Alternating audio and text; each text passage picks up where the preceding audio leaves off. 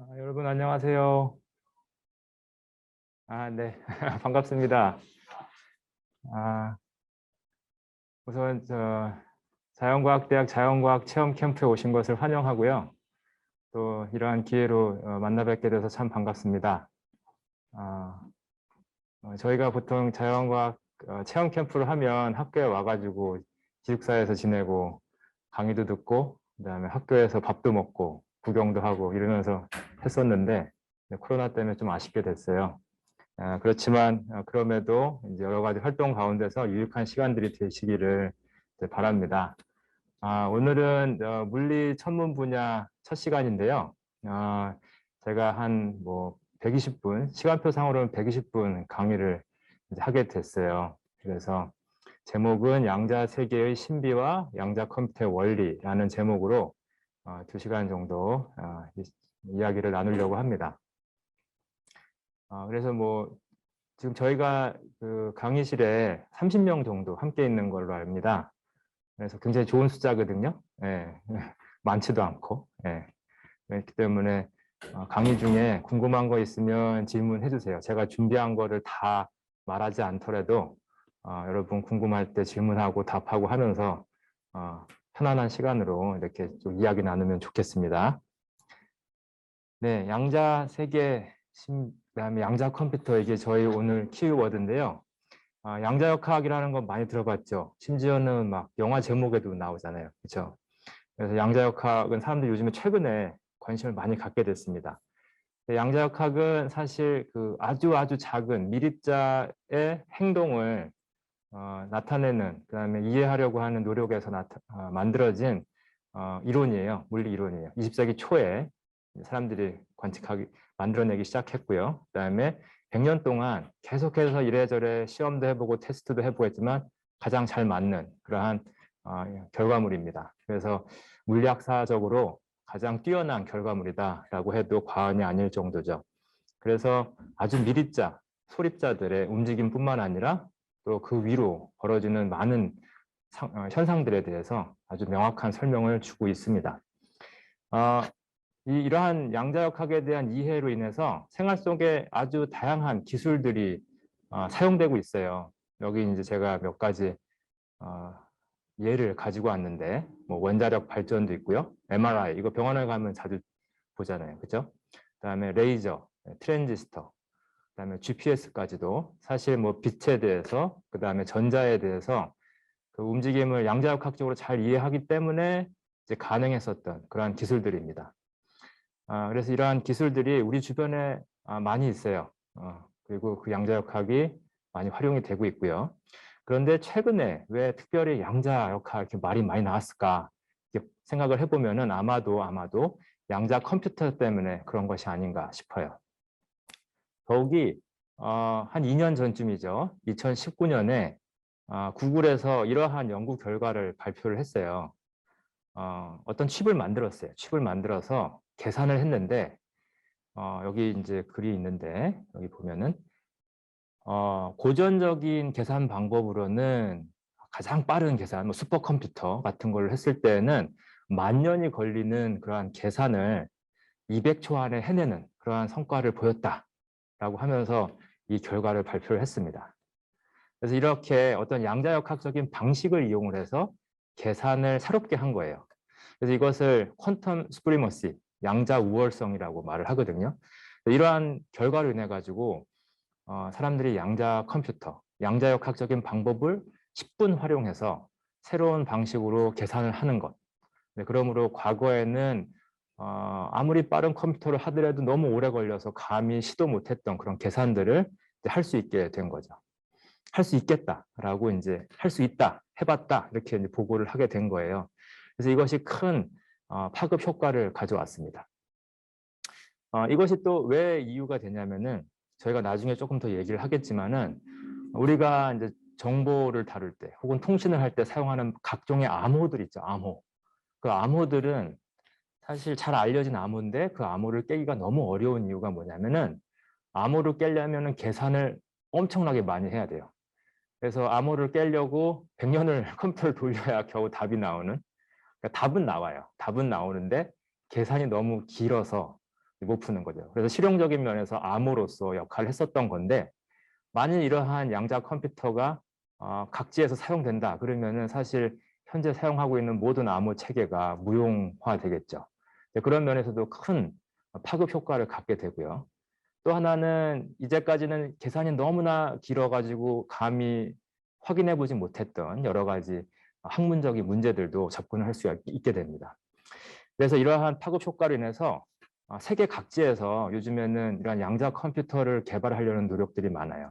여기 이제 슬라이드에 보여주는 거는 뭐냐면은 이제 소위 이제 큐레카라고 하는 회사에서 조사한 자료인데요. 전 세계적으로 현재 2021년도에 얼마만큼의 연구비가 투자되고 있나를 이제 보여주는 겁니다. 보면 우리나라도 여기 있어요. 우리나라도 있어서 보면은 대략 한 400억 정도가 1년에 이제 양자 기술 혹은 양자 컴퓨터라는 이름으로 이제 투자가 되고 있고 연구가 되고 있습니다. 또한 뭐 중국, 미국 이런 걸 다 합쳐서 보게 되면 굉장히 큰 그런 규모의 그런 투자가 이루어지고 있고 사람들의 관심을 갖고 있습니다. 국가적인 사업이 된 것이죠. 왜냐하면 국방, 안보 이런 것과도 굉장히 관련이 있게 되거든요. 암호 체계이기 때문에. 뿐만 아니라 실용적으로도 빠른 그러한 컴퓨팅이 가능해질 것 같다라고 하는 것이 이제 보여졌기 때문에 회사들도 많이 참여하고 있어요. 그래서 여기 보면은 익숙한 이름들도 있죠. IBM, 구글, 마이크로소프트, 아이온큐 이런 회사들이 이제 드디어 이제 사용할 수 있는 그런 양자 컴퓨터를 만들어 보면 좋겠다라고 해서 뛰어들고 있습니다. 그래서 이런 쪽으로 사람들이 많은 연구를 더 하게 됐고요. 과거 한 3, 40년 동안 해왔지만 드디어 그 양자 우월성이라고 하는 걸 보여줌으로 인해 가지고 이제는 가능하겠구나라는 인식이 생겼어요. 그래서 더더욱 사람들이 뛰어들고 있습니다. 그래서 종국에는 사람들이 이러한 이미지를 생각하는 것 같아요. 저희가 굉장히 많은 정보를 처리하는 시대에 살고 있잖아요. 우리가 하루에 보는 동영상만 하더라도 어마어마하잖아요. 그렇죠? 그리고 심지어 이제 코로나 시대에는 더더욱 그렇죠. 우리가 모든 커뮤니케이션을 다 이러한 인터넷을 통해서 혹은 이러한 정보 통신망을 통해 가지고 하고 있잖아요. 그리고 특별히 뭐 요즘에 메타버스 해가지고 완전히 가상 세계 안에서의 모든 사회 활동도 사람들이 생각하고 있는 와중이잖아요. 그랬을 때 어마어마한 컴퓨팅 그러한 수요가 있게 됩니다. 그랬을 때 기존의 방식이 아니라 새로운 방식으로 훨씬 빠르고 효율적으로 그 일을 해낼 수 있다 그러면은 굉장한 그런 가치가 있게 될 겁니다. 그래서 사람들은 요즘에 이제 그거를 향해서 많이들 노력을 하고 있습니다. 그래서 그러는 와중에 이제 자연과학 체험 캠프에서 이 양자 세계가 대체 뭐길래 빠른 계산이 가능한가? 그렇죠? 대체 뭐길래? 네, 그거를 좀 살펴보려고 하고요. 그걸 바탕으로 양자 컴퓨터가 어떻게 구성이 되고 작동을 하는지 아주 간략하게 그렇지만 핵심만 딱 집어가지고 우리가 진행을 해보도록 하죠. 네, 이렇게 해볼게요. 그래서 강의 내용은 첫째는 잠시만요. 양자 세계의 특성에 대해서 먼저 살펴보고요. 그다음에 후반부에서는 그 특성을 바탕으로 양자 컴퓨터가 어떻게 작동하는지를 이제 소개를 하도록 하겠습니다. 중간중간에 질문 계속 해주세요. 예. 자, 먼저 양자 세계의 특성을 살펴보기 위해서 우리가 먼저 전자를 한번 봅시다. 여기 화면에 아무것도 없는 게 아닙니다. 여기 가운데에 점이 하나 찍혀 있어요. 조그마한 점이. 이게 이제 제가 그린 전자입니다. 전자는 질량이 굉장히 작죠. 예. 이걸 어떻게 쟀나 싶을 정도로 굉장히 작습니다. 9 곱하기 10의 마이너스 31kg입니다. 굉장히 작아요. 그 다음에 전하도 띄고 있어요. 그래서 1.6 곱하기 10의 마이너스 19승 쿨롱이라고 하는 것도 사람들이 측정을 했습니다. 그래서 이게 하나 입자입니다. 이런 게 있고 심지어는 부피가 없다라고 알려져 있어요. 부피를 재려고 사람들이 막 했는데 너무 작아서 얼마 정말 10의 마이너스 18승 미터 이하다. 뭐 이 정도까지만 알고 있습니다. 그래서 현재는 부피가 없는 점 입자로 우리가 이해를 하고 있죠. 자, 이런 전자에 대해서 아는데 이 전자를 저희가 상자 안에 집어넣었어요. 상자 안에. 그 다음에 저희의 질문은 뭐냐면은 전자의 상태를 물어봅니다. 자, 자, 저희가 전자의 상태를 물어봤습니다. 그래서 박스 안에 전자가 있는데 이거의 상태를 어떻게 설명할까? 우리 앞에 뭔가 물체 대상이 있으면은 이거를 설명하려고 하는 게 첫 번째 우리가 하고 싶은 거잖아요. 자, 그러면 보통 위치랑 운동량, 뭐 어떻게 말하면 속도를 얘기합니다. 전자가 어디에 있고요. 그다음에 그것이 속도가 어느 방향으로 어떻게 하고 있습니다라고 하는 게 고전적인 우리의 설명 방식이에요. 그런데 이 전자를 아주 작은 박스 안에 집어넣었더니 그렇지 않다는 거예요. 그렇게 설명하는 것이 불가능하다라고 하는 것을 사람들이 알게 됐습니다. 그것이 바로 에너지 양자화예요. 그래서 이 상자 안에 들어있는 전자를 설명하기 위해서는 위치랑 운동량은 잘 정의가 안 되고 단지 전자의 에너지만이 잘 정의가 돼 있더라라는 겁니다. 잠시만요. 죄송합니다. 예. 됐다는 겁니다. 예. 그래서 그러면 왜 그러냐? 왜 박스 안에 있는 전자의 상태를 묘사하려고 했을 때 에너지만 잘 양자화, 그다음에 그 에너지 값이 딱딱딱 등간격으로 어떠한 간격으로 딱 정해져 있다는 거예요. 그래서 양자화, 이게 이제 어떤 정수로 연결되어질 수 있는 관계로 이렇게 표현이 되거든요. 이게 좀 놀라운 발견이었죠. 근데 왜 그렇게만 돼야 되느냐? 아무도 모릅니다. 아직까지. 아쉽게도. 근데 이제 그렇다는 거는 사람들이 관측하고 실험하고 그다음에 그거에 대한 이론도 만들었어요. 그 값들을 예측할 수 있는. 그렇지만 왜 정말로 이렇게만 자연이 작동을 해야 되느냐는 아직 사람들이 잘 모릅니다. 자, 이 박스 안에 들은 전자인데 이거랑 동일한 상황이 바로 원자입니다. 원자. 여기 이제 그림이 있죠. 원자는 핵이 있어요. 그다음에 플러스 차지를 띠고 있고요. 그다음에 전자가 그 주변으로 마이너스 차지를 띤 전자가 이제 붙어 있죠. 그렇죠. 그런 면에서 전자가 박스 안에 들어있는 것하고 이렇게 플러스 차지를 띤 핵 주변에 이렇게 잡혀 있는 것하고 거의 동일합니다. 그렇죠. 그래서 이 원자의 상태도 굉장히 사람들에게 원자가 어떻게 있는지 이것도 궁금한 상황이었죠. 근데 여기서 중요한 질문이 뭐냐면 왜 전자가 이런 핵 주변으로 돌면서 왜 핵으로 떨어져서 부딪히지 않냐는 거죠. 서로 잡아당기고 있잖아요. 그러니까 중국에는 두 개가 만나서 뭐 폭발을 하든 뭐 붙어가지고 터지든 뭐 뭔가 일이 벌어져야 되는데 그렇지 않다는 거죠. 마치 태양 주변에 지구가 돌고 있는데 계속 돌고 있는 것처럼 보이죠. 그런데 아마 지구에 마찰력이 조금이라도 있다면 우주에도 희박하지만 마찰력이 있겠죠. 그렇다면 서서히 에너지를 잃어가지고 종국에는 태양 가까이로 갈 거고 그러면 태양 속으로 이제 쑥 들어가 버릴 수도 있겠죠. 들쳐서. 그런 일이 왜 안 벌어지느냐라고 사람들이 궁금했습니다. 또 하나 원자를 봤더니 원자는 어떠한 뭐 에너지를 가했어요. 지금 그림처럼 불을 쬐더니 거기서 막 빛이 나요. 그래서 리튬을 태웠더니 빨간색 빛이 나고요. 그다음에 나트륨을 태우면 노란색 빛이 납니다. 그리고 이걸 조금 더 좋은 또 정밀한 기기로 측정을 해보면 이런 식으로 어떤 특별한 색깔에서만 각종의 원자들이 각 원자의 독특한 상태로 이렇게 빛을 내는 것을 측정을 했습니다. 이거를 이제 원자가 빛을 내는 것에 대한 스펙트럼이다, 분광이다 라고 말을 하죠. 그럼 대체 왜 이런 것들이 정해졌느냐?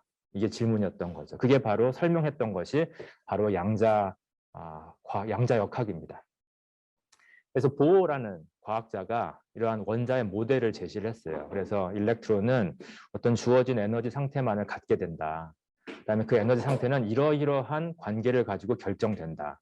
라고 제시를 하면서 각종 원자에서 나오는 이러한 에너지 라인들은 다름이 아니라 원자에게 허락된 에너지 준위 사이를 왔다 갔다 하면서 그 에너지의 차만큼이 빛으로 나오는 것이다. 그러므로 색깔이 딱 정해지게 된다라고 하는 것을 얘기를 했습니다. 이게 이제 보어의 원자 모델이고요. 후제에 그것이 더 발전해서 이제 양자역학적인 그런 모델로 발전을 하게 됐습니다. 그래서 이때 보어의 모델도 사실은 굉장히 고전적이었어요. 일렉트론이 어떠한 특별한 궤도, 그게 왜 정해졌는지는 모르지만 거기만 돈다라고 생각을 했는데 점점점 이거에 대한 사람들의 이해가 발전하면서 전자의 위치를 정확하게 결정할 수 없다라고 하는 것을 알게 됐고요. 알게 됐고요. 그 다음에 그것을 종국에는 이제 뿌옇게 우리가 이제 말로 상상하기 표현하기는 어렵지만 뿌옇게 핵 주변으로 퍼져 있는 그런 전자들을 이제 사람들은 그림으로 묘사를 하게 됐습니다. 그래서 현재 그것을 그림으로 억지로 표현을 한다면 이런 식의 그림이 될 거예요. 핵 주변으로 전자가 이렇게 퍼져 있는 형태로. 자, 그런 면에서 우리가 갖고 있는 모든 원자들, 원자는 굉장히 중요하잖아요. 물질의 구성 단위잖아요. 모든 원자들이 안정적으로 있는 것 자체가 사실은 양자역학적인 신비입니다. 이렇게 말을 하는 게 굉장히 낯설죠. 왜냐하면 원자 하면 원자는 그냥 주어진 건데 무슨 말이냐 이렇게 말할 수 있으니까. 그렇지만 우리가 원자가 핵이 있고 주변에 일렉트론이 돌고 있고 그 일렉트론하고 그 핵은 서로 잡아당기고 있다라는 것을 안다면은 얘네들이 왜 붙어가지고 터지지 않냐, 그렇죠? 이제 그거 자체가 원자의 안정적인 상태 자체가 사실은 양자역학적인 굉장히 신기한 그런 상황인 거죠. 양자역학을 나타내는 거예요. 그래서 우리가 갖고 있는 많은 종류의 원자들이 있죠. 이것이 바로 원자의 소위 말하는 양자 상태라고 하는 겁니다. 그래서 이런 말이 중요합니다. 양자 상태라는 거. 이것은 양자역학적으로 정해진 거예요. 근데 왜 그렇게만 정해졌느냐? 이거는 모르겠어요. 아무도. 그렇지만 사람들이 그 규칙은 찾아냈어요. 그래서 이게 양자 상태고요. 그래서 이제 그거를 바탕으로 우리의 모든 과학적인 이해들이 이제 다 이제 확장되고 그다음에 더 심화되게 됐습니다. 원자가 만나서 몰레큘을 이루고요. 그러면서 이제 원자들 사이에 공유 결합 혹은 이온 결합 이런 것들도 양자역학적인 설명이 가능하고요. 그다음에 그것들이 이제 물질을 이룬다라고 하는 우리의 이해 이런 것들이 견고하게 된 거죠. 뿐만 아니라 원자 안에 들어있는 프로톤, 핵들이 있잖아요. 핵의 그 움직임 이런 것들도 양자역학적으로 사람들이 연구를 하기 시작했어요. 그래서 뭐 가속기를 통해서 소립자들 연구하는 거 이런 것들이 다 양자역학적인 이해를 확장하고 확인하는 그러한 과정이다라고 이해를 하면 됩니다. 여기서 하나 약간 쉬어가는 분위기에서 제가 원자를 직접 사람들이 사진 찍었던 그런 기술을 하나 소개를 할게요. 이게 이제 스캐닝 터널링 마이크로스코피에서 주사 터널링 현미경이라고 하는 거예요.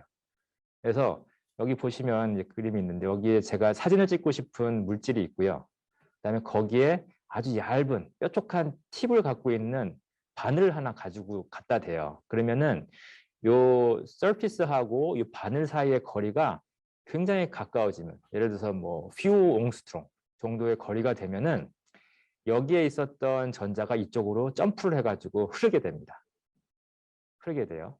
그런데 이 바늘을 좌우로 움직이면서 아주 천천히 움직이면서 이 전자가 점프해가지고 이쪽 바늘로 가는 정도를 아주 세밀하게 측정을 하다 보면은 많아졌다, 작아졌다, 많아졌다, 작아졌다 그래요. 그거는 다름이 아니라 원자가 여기 있었다가 여기 사이에 갭에 있었다가 또 원자가 있었다가 하는 형태로 이제 그 점핑하는 정도가 달라지는 거죠. 그러면서 이 바늘을 이 표면 위에서 좌우로 그다음에 앞뒤로 계속 움직이면서 천천히 스캐닝을 하는 거예요. 마치 우리가 그 3D 뭐 이렇게 바디 스캐닝 하듯이 쭉 스캐닝을 하는 겁니다. 이제 그렇게 되면 여기 오른쪽에 있는 것처럼 이미지가 하나 만들어지는데 이거는 전자가 점핑을 많이 했냐 적게 했냐를 색깔로 나타낸 거예요. 딱 보면 이런 식으로 원자의 배열이 드러나게 되는 거죠. 그래서 사람의 눈으로는 직접 볼 수 없지만 아주 날카로운 바늘을 가까이 가져가서 그거를 천천히 움직여가면서 이 원자의 배열을 측정할 수가 있고요. 어떤 면에서 이거는 사진을 찍었다라고 이제 말을 할 수도 있겠죠. 그래서 이런 기술을 통해서 원자의 그 존재, 실체는 확인이 됐습니다. 자, 그러면 이제 원자가 이제 에너지 준위를 가지고 있다라고 하는 게 이제 양자역학적으로 이제 제시가 돼요. 그렇죠? 그러면 이제 우리가 에너지를 주게 되면은 원자가 에너지를 받아서 다른 상태로 가고 그다음에 또 그 상태에서 원래 상태로 돌아오면서 에너지를 빛으로 내보내기도 합니다. 그런데 독특한 것은 이 에너지 상태라고 하는 것이 아주 정확하게 결정이 된다는 거예요. 어떨 때는 이러고 저떨 때는 저런 게 아니라 주어진 환경이 동일하다면 이 에너지 차이는 아주 이제 과학적인 법칙에 따라서 정해지는 거죠. 그렇지 않으면은 아까 말한 처럼 서서히 줄어들어 가지고 핵이랑 부딪혀 가지고 뭐 없어져 버릴 거 아니에요. 그렇죠? 플러스랑 마이너스랑 만났으니까.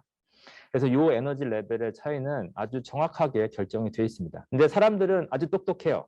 그래서 이걸 이용해서 아주 정밀한 시계를 만들었어요. 그게 다름이 아니라 바로 원자시계라는 겁니다. 왜냐하면 시계는 어디를 가나 동일해야 돼요. 제가 만든 시계나 아니면은 저쪽 그 지구 반대편에서 만든 사람이 시계나 동일해야 되잖아요. 그런데 그거를 원자를 이용하자라는 겁니다. 왜냐하면 원자는 어디에 있든지 그 에너지 그 준위가 동일하고요. 그다음에 그 사이의 간격에서 나오는 빛의 색깔이 동일하기 때문에 그걸 이용하자라는 겁니다. 그래서 현재 이제 초의 단위는 세슘이 갖고 있는 에너지 단위, 에너지 사이의 간격, 이제 그거와 동일한 색깔의 빛이 갖고 있는 주파수. 이게 오르락내리락 하면서 막 떨고 있잖아요. 빛이라고 하는 게 전자기파니까. 그 박자를 몇 번 왔다 갔다 하는 거를 1초라고 하자. 이렇게 정의를 해놓은 거예요. 그러면은 내가 시계를 만들고 싶으면은 세슘을 가져다가 그거를 측정해가지고 비교를 하면은 시계를 만들 수가 있는 거죠. 그래서 그걸 이제 원자시계라고 합니다. 그래서 지금 여기 왼쪽에 있는 그림은 뭐냐면요. 세슘을 이렇게 뿅뿅뿅뿅 쏴주고 있고요. 그다음에 요 깡통 안에서 제가 원하는 주파수의 빛을 꽉 채워놔요. 그러면은 세슘이 지나가면서 자기랑 딱 맞는 색깔이면 먹어요. 그러면 깡통을 튀어나왔을 때 그 상태가 달라져 있겠죠. 그걸 보고서 내가 드라이빙하고 있는 필드가 전자기파가 빛이 세슘한테 어울리는지 안 어울리는지를 계속 살펴보는 거예요. 그런 방식으로 시간을 계속해서 트래킹을 하고 있는 거죠. 이런 방식으로 이제 여기 오른쪽에 있는 것이 이제 실험 장비예요. 이제 이런 실험 장비는 한 20년 전쯤에 찍었던 사진인 것 같아요. 요즘엔 훨씬 더 아주 세련되게 바뀌었습니다. 그리고 이러한 정확한 시계는 아주 많이 필요해요. 그래서 사람들이 이걸 계속해서 엔지니어링하고 작게 만들고 더 정밀하게 만들어서 크기로 따지면 요즘엔 이 정도 사이즈로 이만한 큰 덩어리의 장치가 다 들어갑니다. 아주 칩이 되죠. 그래서 동전만한 크기로 이제 준비가 돼요. 동전만한 크기로. 그래서 여기저기 갖고 다니면서 심지어 우리 셀폰에도 이런 게 비슷하게 들어있을 수 있어요. 그 다음에 정밀도로 따지면은 어마어마한 정밀도로 이 시계가 개발이 됐어요. 그래서 최근에 기록된 거에 따르면은 거의 10억 년 동안 시계를 오퍼레이팅 했을 때 1초 정도의 오차가 발생할 정도의 프리시전을 갖고 있어요. 정밀도를. 아주 정밀한 그런 시계가 만들어진 거죠. 이것을 이용해서. 그래서 이러한 기술이 있음으로 인해 가지고 세계 어디를 가든 내가 우주상에 어디에 있든지 간에 동일한 기준을 가지고 시간을 정의한다면은 항상 똑같은 시간을 유지할 수 있습니다.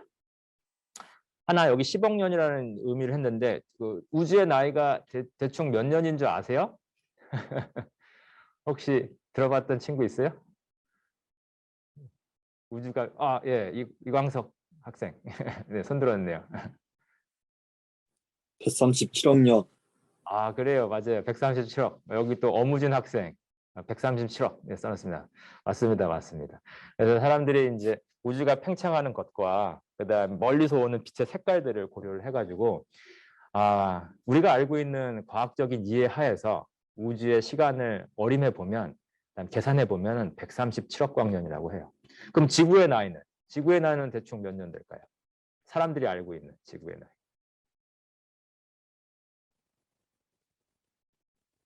여기 정건욱 학생 46억 년 딱. 네, 좋습니다. 이거는 이제 지구에 있는 여러 가지 물질들의 동위원소를 분석해가지고 동위원소가 어떤 시간 안에 디케이한다. 사람들이 알고 있는 과학의 근거에서 측정을 한 거예요. 제가 이걸 봤더니 얼추 이런 것 같다. 그래서 46억 년 정도 된다고 합니다. 자, 그러면 이게 137억, 40. 여러분 나이는 몇 살이에요? 20년. 네, 좋습니다. 네, 저는 좀 2배 조금 넘었어요. 40년 좀 더 넘었습니다.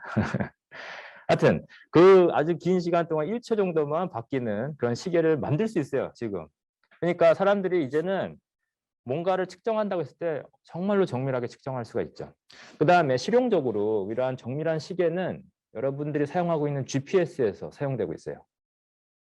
이게 어떻게 사용되느냐 궁금할 수 있는데 여기에 인공위성을 띄워놨죠, 사람들이. 그다음에 이 인공위성마다 아주 정밀한 아까 말한 그 원자시계들을 다 심어놨어요. 그래서 얘네들 사이에 시간을 재는 거예요. 그런데 여기서 나는 몇 시야라고 얘한테 알려주는 거죠. 그런데 자기의 시계랑 비교를 해보면은 달라요. 근데 왜 달라냐? 바로 떨어져 있기 때문에. 그래서 신호를 빛의 속도로 보내면은 이 거리에 비례해 가지고 시간 차가 생기겠죠. 그래서 그것을 계산하면은 너는 나로부터 얼마만큼 떨어져 있구나. 그래서 지구 위에 있는 모든 많은 위성, 뭐 20몇 개, 뭐 100몇 개들 사이에 상대적인 거리를 다 계산할 수가 있어요. 정밀하게. 그걸 바탕으로 지표면에서도 나는 A라는 위성으로부터 얼마만큼의 거리에 있구나. 나는 B라는 거로부터 얼마만큼의 거리에 있구나. 라는 걸 역산을 하는 거예요. 그렇게 되면은 이미 들어가 있는 지표면 정보에 따라서 나는 어디에 있구나 라고 하는 것을 이제 알 수 있게 되는 거죠. 그래서 그러한 기술들이, 숨어있는 기술들이 우리 생활 가운데도 아주 많이 사용되고 있습니다. 네. 자, 그래서 여기까지는 이제 양자 상태가 있다. 원자를 예를 들면서 얘기를 했어요. 근데 그 상태가 어떻게 그 계산하는 방법은 저희가 알아요. 근데 왜 그렇게 결정되는지는 몰라요. 아직. 네. 해보니까 연구를 해봤더니 그렇다는 거죠. 자, 이렇게 이러한 난해함을 한층 더 가중시키는 실험이 또 하나 있는데 그게 바로 전자의 이중 슬릿 실험입니다. 자, 이런 실험을 한번 많이 봤었을 거예요. 봤었지만 한번 우리 천천히 다시 한번 생각해 봐요. 왜냐하면 이 실험이 굉장히 생각할 거를 많이 주는 실험입니다.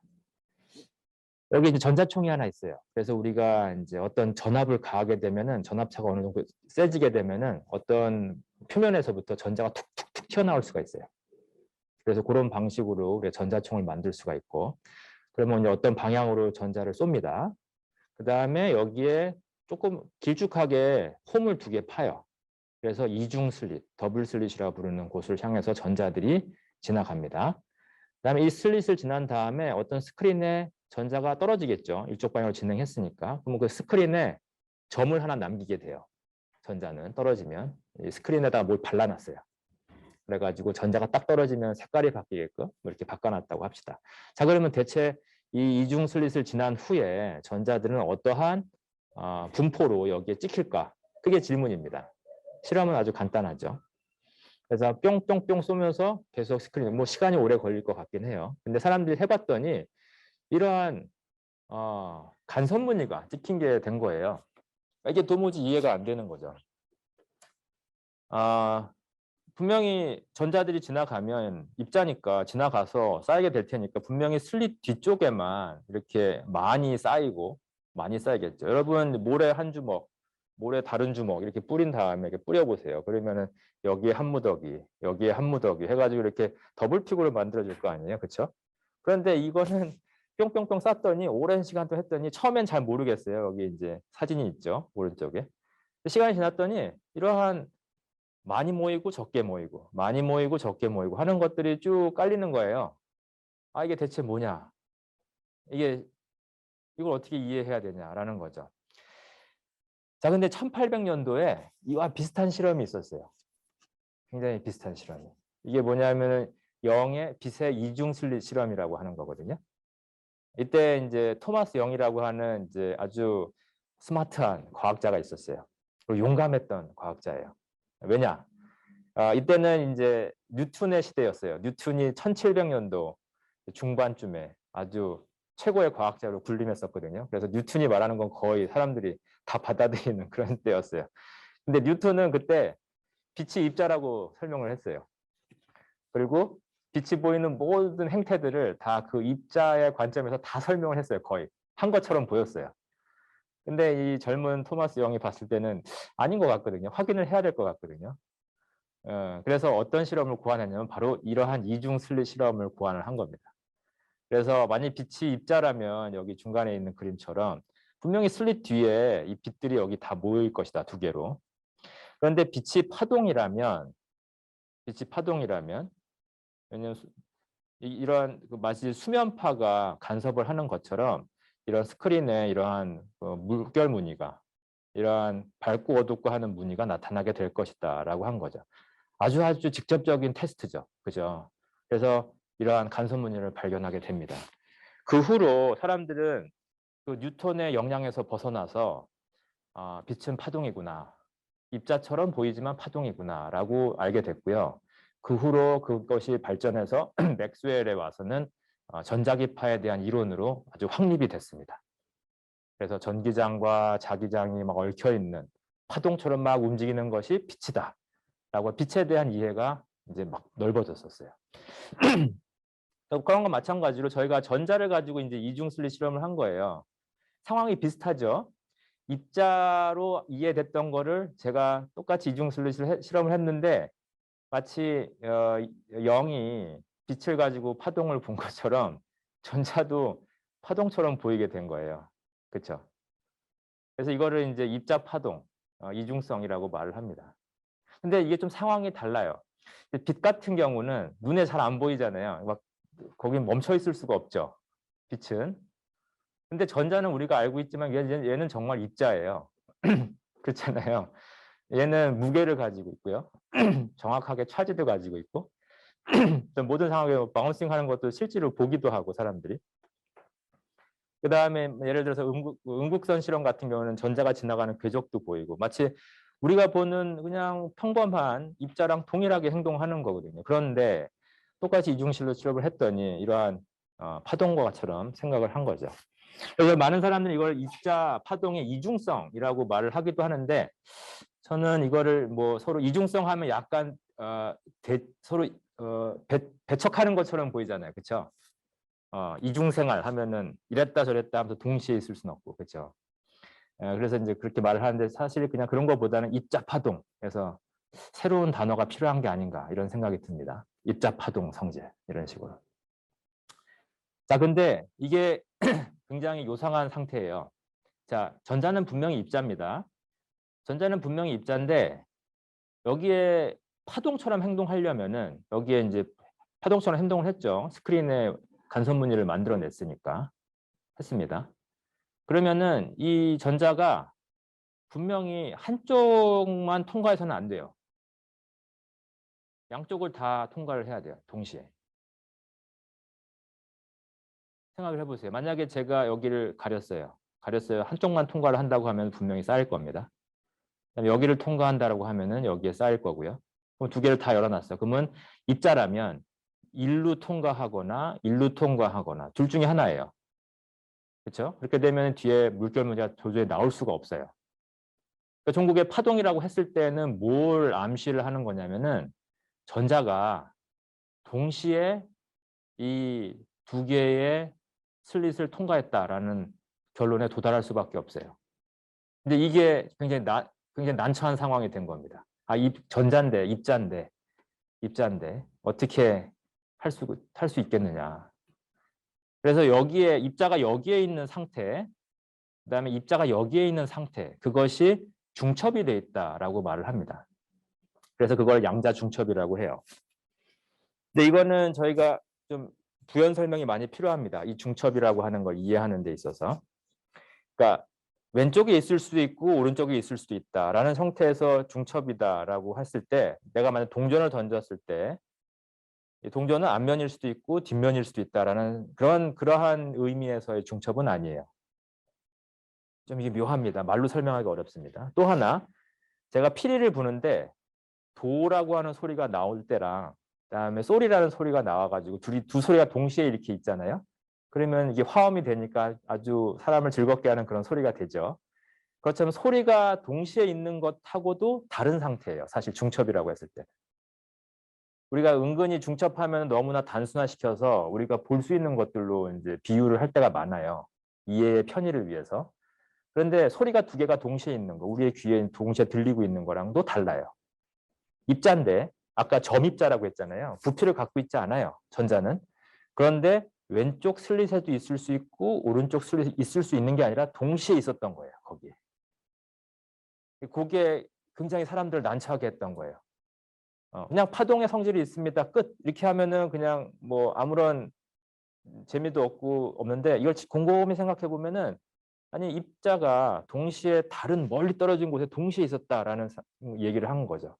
그러니까 이게 굉장히 난해하고 그것이 바로 양자 중첩이에요. 그래서 중첩이라고 했을 때는 사실 그러한 오묘함을 나타내고 있습니다.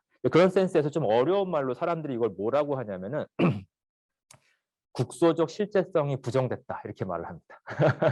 말이 좀 어렵죠. 예. 근데 영어로 보면 조금 더 느낌이 빨리 와요. 우리가 이제 한자를 잘 많이 안 써서 그런데 로컬 리얼리티. 그러니까 뭔가 실제라고 하는 것이 입자의 실제는 어떤 정확한 어떤 지점에 있는 거잖아요. 입자니까. 그렇죠? 그런데 그 어떤 지점에 있는 게 아니라 떨어져 있는 멀리 떨어진 두 개의 지점에 같이 있다는 거예요. 그래서 이때까지 사람들의 세계관은 어떤 지점에 입자가 반드시 딱 있어야 된다는 그 세계관이었는데 그게 완전히 이 실험의 결과를 통해서 이제 부정이 된 거죠. 우리가 보통 겪는 생활에서는 그런 게 나타나지 않아요. 내가 집에도 있고 학교에도 있을 수가 없잖아요. 그런데 이 아주 미립자의 세계에서 이 실험을 통해서 봤을 때에는 그러한 결론에 도달할 수밖에 없게 되는 거예요. 논리적으로. 예. 근데 어떻게 이게 가능하냐? 이건 아무도 몰라요. 그렇지만 이러한 결과를 통해서 논리적으로 따져보니까 그런 결과에 도달하게 된 거죠. 이러한 아주 난처한 상황을 그림으로 표현한 게 바로 이런 그림이 있습니다. 사람들이 70년도, 80년도인가요? 그렸던 그림인데 분명히 그 스키를 타는 사람이 지나갔어요. 스윙하고. 그래서 저기 나무가 있었는데 다치지 않았을까 딱 봤더니 스키어의 그 스키 궤적이 이런 식으로 나타나 버린 거예요. 아니 근데 사람이 살아있어요. 살아있어요. 이러한 상태가 된 거죠. 이 그림이 아주 적절하게 우리의 난처함을 표현하는 그런 그림으로 생각됩니다. 그래서 일로 갔고, 그러니까 나무에 대해서 왼쪽 오른쪽으로 동시에 가버린 거죠. 네. 근데 여전히 살아 있어요. 네, 그래서 이러한 상태가 된 겁니다. 사람들이 이거를 굉장히 이제 너무 어려워했어요. 대체 어찌 이런 일이 벌어질 수 있느냐. 그래서 그거를 이제 확인해 보고 싶었습니다. 그렇다면 정말로 동시에 지나가는지 한번 내가 보겠다라고 해서 사람들이 어떤 실험을 했냐면은 여기에 슬린 옆에다가 아주 몰래, 전자 몰래 이게 전자가 지나가면은 딱 전자가 지나갔구나라고 하는 걸 캐치할 수 있는 그런 장치를 양쪽에 달았습니다. 그리고서 이제 기대한 거가 뭐냐면, 자, 너가 동시에 지나간다면서 너가 동시에 지나가는 걸 내가 확인할래. 이제 한 거죠. 근데 이 장치를 해놓고서는 이제 이쪽 장치에서 뭔가 지나갔다라고 하는 걸 알았어요. 그랬을 때는 이쪽에는 지나가지 않았었어요. 이쪽에서 지나갔다라고 관측이 되면 이쪽은 절대로 지나가지 않았었어요. 그래서 결코 동시에 지나가는 거를 이 디텍터로는 확인할 수가 없었어요. 뿐만 아니라 이렇게 어디론가 지나갔다라고 하는 거를 확인하는 순간 이 스크린에 나타났던 이런 그 물결 무늬, 간섭 무늬가 싹 사라져 버렸어요. 싹 사라져 버린 거예요. 그래서 사람들이 또 한 번 놀랬죠. 아니, 아까는 같이 간다면서, 아까는 양쪽 슬릿으로 동시에 간다면서, 근데 내가 그걸 보려고 하니까, 아니, 왜 그게 다 사라져? 하면서. 그래서 사람들이 우리가 측정한다는 게 대체 뭐냐? 측정한다는 게. 예. 그거에 대한 이제 또 질문을 하기 시작을 했습니다. 그래서 측정을 함으로 인해 가지고 소위 말하는 양자 중첩 상태가 변화를 겪게 됐다라고 하는 것을 알게 됐어요. 이러면서 사람들이 다시 또 한번 난해함에 빠졌죠. 아니 내가 대체 뭘 측정하는 거야? 내가 뭘 보고 있는 거지? 이렇게 얘기를 하기 시작한 겁니다.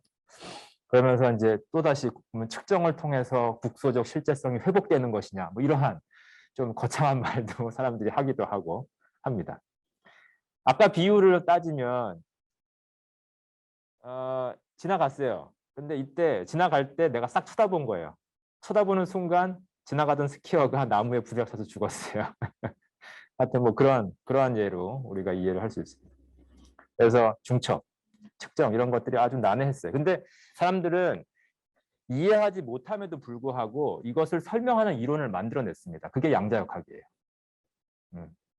그래서 뭔가를 다 알고 사실 뉴턴 역학도 그렇습니다. F는 ma를 여러분 알고 있겠죠. 근데 힘이 뭐죠? 힘이 어디서 나오죠? 힘은 누가 시작을 하죠? 이거 사실 몰라요. 모르는데 그냥 그러한 이해 방식으로 다 설명을 하는 거죠. 물론 이제 그거에 대한 많은 이론들이 있습니다. 그 추가적인 이론들이 있지만 계속 들어가다 보면 종국엔 원리로 떨어지게 돼요. 자연은 그렇더라. 이렇게 떨어지게 됩니다. 그런데 지금은 너무나도 이때까지는 주어진 걸로 생각했던 것들이 막 흔들리는 그러한 결과들이 나오게 된 거예요. 20세기 초에 있었던 일들입니다. 그래서 그때 당시에도 사람들이 이러한 어려움을 호소했었어요. 그래서 그때 당시에 양자역학을 발전시켰던 그러한 사람들의 그 대화를 이제 기록해 놓은 게 있는데, 그거를 보면은 그들이 겪었던, 심지어 우리보다도 훨씬 더 그 난처한 상황인데, 그럼에도 불구하고 막 이론을 밀고 나가고 정립하고 사람들과 싸우고 사람들 설득하고 막 이런 작업을 했었거든요. 그들의 뭐 어떤 잘 알려져 있는 대화를 몇 개 제가 편집해 봤어요. 여기 닐스 보어라는 사람은 아까 말한 원자 이론을 처음 주창했던 사람이에요. 아주 유명하죠. 그래서 양자역학의 창시자라고까지 호칭이 되는 그러한 위대한 과학자예요. 이 사람이 이렇게 말했어요. 우리는 그러니까 아톰에 대해서 얘기한다면은 언어라고 하는 거는 시적으로 받아들여라. 그러니까 내가 하는 것의 그 깊은 의미를 너네가 그냥 알아서 이해해라. 이런 말입니다. 느껴봐라. 뭐 이런 거예요. 그러니까 과학자로서 이렇게 어떻게 말을 할 수 있어요. 내가 하는 이 과학적인 모든 설명이라고 하는 거를 시적인 언어로 받아들여라. 이거 어떻게 합니까? 그러니까 아마 이제 그런 정도의 그 자기가 봤던, 자기가 이제 머릿속에서 그렸던 그 그림을 전달하는 데 있어서 아주 어려움을 느꼈다는 거죠. 그럼에도 불구하고 이게 맞다라고 하는 것을 사람들한테 이제 전달하려고 했던 것 같아요. 자, 그러는 사람 앞에 드디어 아인슈타인이 등장을 합니다. 그래서 아인슈타인이 뭐라고 했냐면은, 하하하, 나는 도저히 이걸 받아들일 수 없다. 어떻게 신이 주사위 놀이를 할 수 있겠냐, 우주를 상대로. 그러면서 우리가 제대로 몰라서 그렇지 결코 그렇게 그런 장난을 할 수가 없다. 그러면서 만약 그게 사실이라면은 이거는 물리학의 끝이다. 과학으로서 물리학은 끝난 거다. 그러니까 이게 다라고 생각하지 말고 우리가 더 이제 들여다봐야 될 거, 더 확인해 봐야 될 것도 있을 것이다라고 이제 말을 합니다. 그러니까 실험 결과를 부정할 수는 없죠. 우리가 관측한 거니까요. 그렇지만 우리의 이해가 부족해서 이러한 난해함이 남아 있는 것이지, 우리는 분명히 이해할 수 있다라는 게 이제 아인슈타인의 그 주장이었었어요. 죽기까지도 사실은 보어랑 주장했었던 그러한 이론을 받아들이진 않았습니다. 아인슈타인은. 자, 그러한 아인슈타인 앞에 슈레딩거가 나타납니다. 그래서 슈레딩거가 뭐라고 말을 한 적이 있냐면, 나 이거 별로 안 좋아한다. 슈레딩거는 참고로 양자역학을 기술하는 또 다른 방식을 체계적으로 이렇게 딱 제시한 사람이거든요. 그러니까 양자역학적인 묘사, 그거를 아주 체계화시키고 사람들한테 전달해준 그런 이론 물리학자예요. 그러니까 분명히 아주 양자역학이 정립되는데 지대한 공헌을 했던 사람이에요. 그러면 그 사람이 하는 말이 래요. 저는 이거 별로 안 좋아한다. 자기도 이거를 했지만 나도 이거 정말 안 좋아한다. 그리고 정말 미안하다. 내가 뭔가를 해가지고 이렇게 말을 해요. 내가 이 양자역학이 만들어지는데 약간이라도 컨트리뷰션을 한 거가 내가 미안하다. 이렇게 말을 합니다. 그러니까 자기도 너무 어리둥절하다는 거예요. 단순히 논리를 따라서, 그다음에 가능성을 따라서 내가 수학을 디벨롭하고 묘사를 했지만, 내가 손에 갖고 있는 마지막 이 형태를 딱 봤을 때 나도 모르겠다. 근데 이게 잘 설명을 한다. 라고 하는 거죠. 그다음에 이제 리차드 파인만 아주 유명한 과학자죠. 이제 대중적으로도 인기도 많고, 그다음에 그 사람의 언변과 그다음에 여러 가지 책들을 통해 사람들이 많이 물리학에 대한 관심을 많이 일으켰던 사람이에요. 근데 그 사람은 또 이런 말도 했어요. 내가 생각하기에 양자역학을 아무도 이해하지 못한다고 말하는 거는 아주 세이프하다. 내가 정말로 그런 것 같다. 이렇게 말을 했어요. 너무 이제 말로 표현할 수가 없죠. 그다음에 또 이런 말도 있었습니다. 여기서 파라독스, 역설이라고 하는 거는, 이거는 우리가 굉장히 불편하게 여기지만 이거는 실제와 우리가 실제가 어떠해야 된다고 생각하는 것과의 충돌일 뿐이다. 이렇게 말을 했어요. 그래서 이게 우리가 알고 있었던 뭔가 너무나 달라서 어리둥절하는 것 자체가 사실은 그렇게 큰 문제가 아닐 수 있다. 뭐 이런 식으로 좀 편안하게 해주는 그런 말이죠. 그렇지만 이제 실험을 통해서, 그다음에 수학적인 랭귀지를 통해서 리얼러티를 점점 알아나간다. 그러니까 그게 리얼러티다. 언어로 표현하지 못한다고 해가지고 우리가 좌절하지 말자. 뭐 이런 형태의 뉘앙스인 것 같아요. 그래서 이러한 양자역학의 이제 상태가 여전히 현재까지도 그렇습니다. 그리고 물리학자들은 그 양자역학을 공부도 하고 그다음에 이해한다고도 생각을 해요. 심지어는. 그렇지만 절대 그렇지 않고요. 그냥 사용법을 알고 있습니다. 그다음에 이런 상황에서는 이렇게 된다. 돼 왔더라. 그렇기 때문에 다른 경우에는 어떨까 계속 확인해 보고 있는 거고요. 이러한 상태에 있습니다. 그래서 이제 제가 이제 신비, 양자 세계의 신비라고 말을 한 거예요. 신비라고 하는 건 영어로 하면 미스테리죠, 미스테리. 아주 잘 모르겠네. 뭐 어떤 사람들은 이걸 프린시플 해서 이제 자연이 주어진 어떤 원칙, 원리로 딱 볼 수 있습니다. 예. 하여튼 비슷한 맥락에서 아직 사람들이 편하게 생각하는 그러한 생각은 아니죠. 여전히 우리를 어리둥절하게 하는 그런 내용들이죠. 자, 그래서 저희가 첫 시간에는 다음 세 가지 얘기를 해봤었어요. 양자 세계의 특성이라고 해서 양자 상태라고 하는 것이 어떠한 룰에 따라서 정해지는데 에너지 준위가 딱딱딱 끊어지는 형태로 결정되더라라는 겁니다. 왜 그래요? 라고 하면은 글쎄요. 다들 그렇게 측정이 되던데요. 이렇게 우리는 대답을 합니다.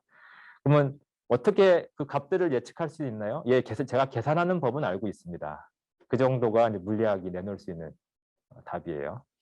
그다음에 중첩. 이건 중첩은 두 개의 상태가 그냥 같이 있는 거다라고 그냥 휙 말하고 넘어가기에는 너무나도 무거운, 너무나도 그 어떤 무게감이 있는 그런 단어입니다.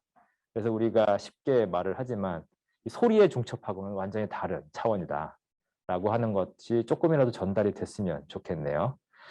그다음에 측정도 마찬가지예요. 우리가 어디에 있다라고 하는 걸 쉽게 우리는 말해왔지만 이제 미립자의 소립자의 세계에서는 그거 자체가 아주 뭔가를 갖고 있어요. 측정이 행하는 어떤 액션이 있어요. 중첩 상태를 망가뜨리는 혹은 중첩 상태를 변화시키는 그러한 어떤 기능을 가지고 있습니다.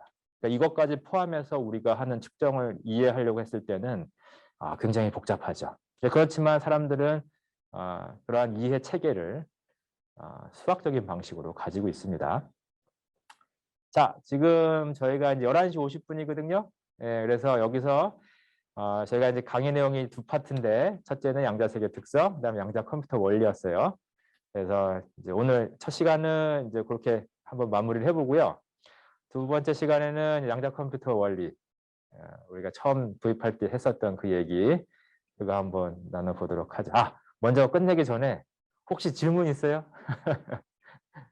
질문 시간 없어요? 질문 시간 없어요? 먼저 조금 쉬고 그러면은 두 번째 시간 시작할 때 또 질문도 받을게요. 자, 그럼 한 5분 정도 쉬고 하겠습니다. 지금 11시 51분이니까 57분, 56분, 예, 그때 다시 또 만나기로 하죠. 네.